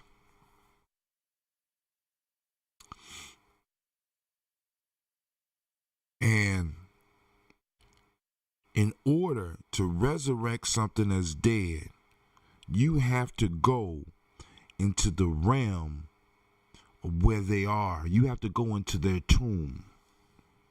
Now this is a message for those of us that do this work, right? You don't resurrect the dead by yelling down the street about what needs to be done or on YouTube. You got to go to the funeral homes. You got to go to the tombs. You have to embrace the smell of death, the taste of death that gets in your mouth. If you ever walk past something that was dead, it not only hits your nose, but it hits your tongue. You got to get used to the sight of death. The absence of sound is a totally uncomfortable feeling, and you have to immerse yourself into that world to resurrect what it is you want to resurrect. Now, I brought up Elijah Muhammad because Elijah Muhammad was able to go into those crypts, was able to go into those tombs, and he was able to resurrect what's today his army. But many of us who say we want to do the same thing, we don't want to go into those tombs. Resurrection cannot be performed without embrace. What type of embrace? Is it a loving embrace? Many of our people are in these tombs. Well, they're moving, but they're still corpses. The light of life is not there. The knowledge of life is not there. And if you're going to talk about resurrecting them, you have to be willing to embrace them. For me, that's a young man's game. Every now and then I go back. Every now and then I go into the tombs, but I done did my share resurrected. I want to work with the ones that's awake that have been brought back now. I'm getting them prepared so that they can start going into the tombs. You understand? Because it's like, but the fact of the matter is that this is. The dead are not resurrected without embrace of the knowledge holders, which is the sharing principle. See, embracing is a sharing. You sharing something with them, and you are also receiving something from them. Arise, O Asar, take to your head, take to your limbs, take to your heart, mind, and then live. But that whole process was a deep embrace, was it not, Kwame? Arise, O Asar, take to your head, take to your limbs, take to your heart, mind, and then live. But there was an embrace. Wasn't just no ritual, just wasn't no incense, right? You know what I'm saying? Incense just cover up the smell. It could be part of the ceremony, but it's ceremonial. The actual change comes with the embrace, which is the sharing principle, right? When you embrace something, you share with it. Family, when we go and we want to talk about, what about them? What about them? What are we sharing with them? What are we bringing to them?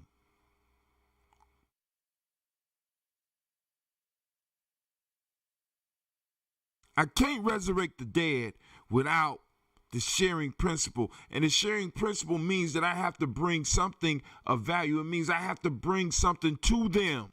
What are we bringing to them? You heard it, right? Maybe you was inclined. Maybe it's the right time. Maybe it was the right tone. Maybe it's the right moment for you when it happened. But somebody embraced you and pulled you out of what you was in. Or maybe you was born in a situation where you were raised and was able to see a little bit different than everybody else. But what about those that you say you want to get? Because, one of the things I always bring up, and I know it's kind of a conversation killer, because people be like, we got to save those people, we got to save our people and blah, blah, blah. I say, why don't we save the ones that's here? Why don't we worry about the ones that's here right now, and let's do something so that others can see our embrace of each other. And they will desire to embrace. And in the embrace that they finally are able to receive from us, which is the sharing principle, they will become alive again. What's the term again? Let me read that. Arise, O Asar. Take to your head. Take to your limbs. Take to your heart. Take to your mind, and then live. Or as we say in Gye-Nyame, arise, O God, judge the earth, for thou shalt inherit all nations. Arise. Come on now. I mean, it's not hard. It's not hard, but it does take some work. There will be sacrifices. As one of the movies said, there will be blood. But, you know what I'm saying? It has to happen. And we have to train people on how to do this safely. Because, just like you could possibly resurrect someone could bring you to death as well. A lot of y'all embracing some of the wrong people.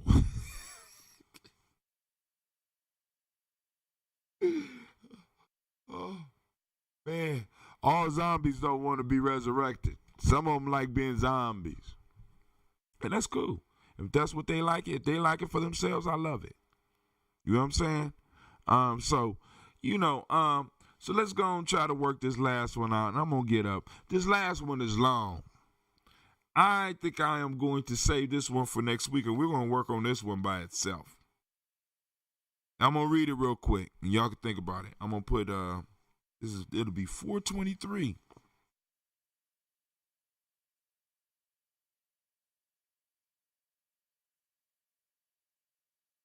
Poor book. Poor expensive ass book. But I love what I do with this, so I'm going to circle it. And I think we're going to do this one by itself on 423:20. The divine loves humanity and has filled it with sight, so that humanity might see how to be joined with the divine, said the knowledge holders, and to conquer all enemies. Hold on. Wait. Not only is this dude telling us how to find freedom, I mean, on page 10, this is just page 10. He done told us how to find freedom. He done told us how to resurrect the dead. And he's telling you right now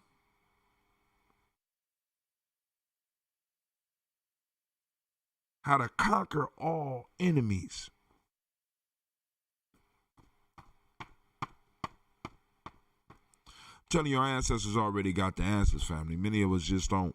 We don't want to take the time to really look at it. We don't want to take the time and really see the answers that the ancestors is laying out for us. It's simple, man. I mean, this what we involved in is not that hard.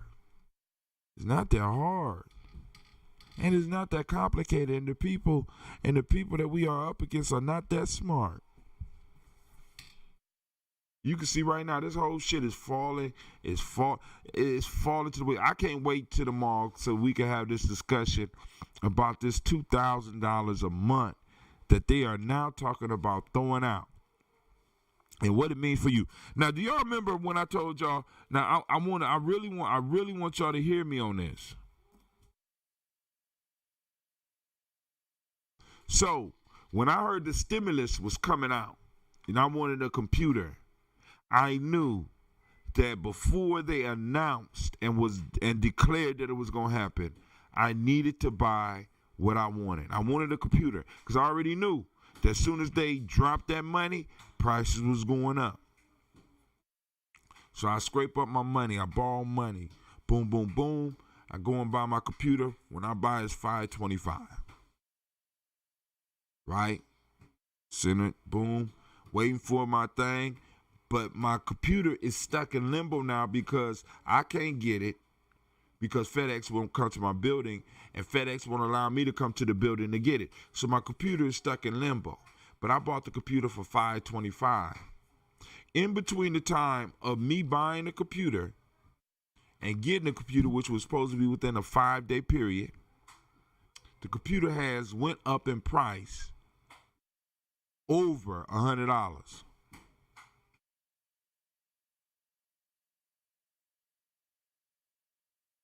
So what's going to happen when they dropping $2,000 per month per adult and $500 per kid up to 3 kids in homes?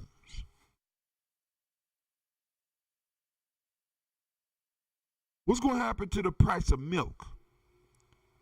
Already, we know that the food chain has been affected by COVID-19 because all these restaurants and all these schools are closed. They have too much milk. And then on top of that, a lot of this milk has been infected by individuals that's been working in these plants that have COVID-19. So they're just pouring the milk out. What's going to happen to the price of milk? And we also know that meat factories and stuff are already closing. What's going to happen to the price of meat? Hell, Russia and Saudi Arabia have kissed and made up. What's going to happen to the price of gas? And then on top of that, with the rest of the economy collapsing, I mean, we got a lot of stuff to talk about, and we got a lot of stuff to keep each other informed, and we got a lot of conversations that we have to start having, right? In the midst of learning how to resurrect, and in the midst of learning what freedom and how to get it is, and in the midst of learning how to conquer all of our enemies, because it's coming. You know what I'm saying? And right now is the opportune time for us to really start moving forward.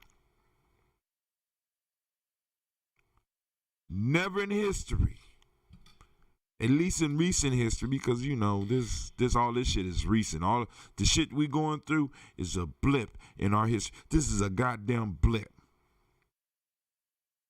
But never in this little blip of time, we go from maybe 332 BCE up to now. Never in this blip of time. And actually, we can't even, from 332, we can't even count that. But I won't give them that. From 332 up to now, West Asia. Y'all can have that time. You know, even though we know what's going on in West Africa. Right? You know what I'm saying? About us, you know, because it was nothing for us to roll across and do like the Huns. Come on now. Come on now. I mean, really. I mean, all you got to do is look at history. If my man could walk, if my man was able to walk, not just walk, but take a caravan packed with gold from West Africa all the way up through, from West Africa all the way up through Africa, from the West Coast all the way up through Egypt out into Mecca, and spend money all the way down and spend money all the way back. If it was about conquering for us, we could have did it. Hell, let's talk about Hannibal. Right? Hannibal had an honor system that he applied to the Romans. That's that mistwisted using the principles. Everybody got the same as universal. No. I think after the Battle of Cannae, Rome was so fucked up that Hannibal could have probably rode up to the gates and possibly ran through the gates and killed every motherfucking Roman. But he applied his principle system onto them. He thought that out of just the honor of the fact that they had been defeated, that they would just surrender. But nah, dog, you can't be, that's what a lot of us do. But back to the point. If it's about conquering and destroying, we could have did that shit easy. That shit was easy for us. Shit was easy. You know what I'm saying? I mean, come on now. But hey, we didn't do that. We decided to build. But anyway, family, I ain't gonna hold y'all up. I'm just an old man that just rambles. But I don't gamble. I want to let y'all know we will be doing something in June because May is just a little bit too close to all this COVID stuff. So we'll be doing something. We got plans. We're working on it. We're trying to get some headliners for y'all so that we can make sure that y'all come out and y'all join us.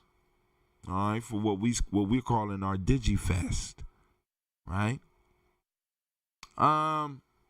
So family, I want to thank you for taking the time and joining us on Gye-Nyame Journey Media. But hold on, give me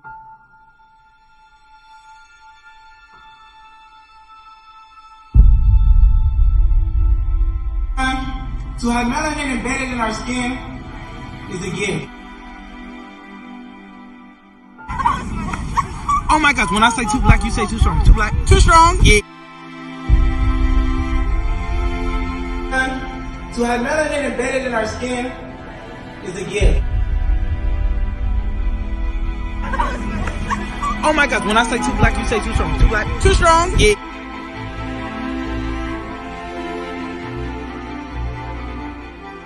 We were born to be great.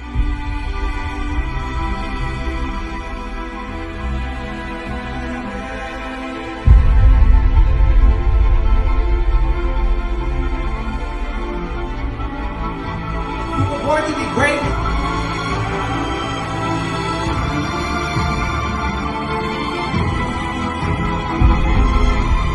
Oh my gosh, when I say too black, you say too strong. Too black?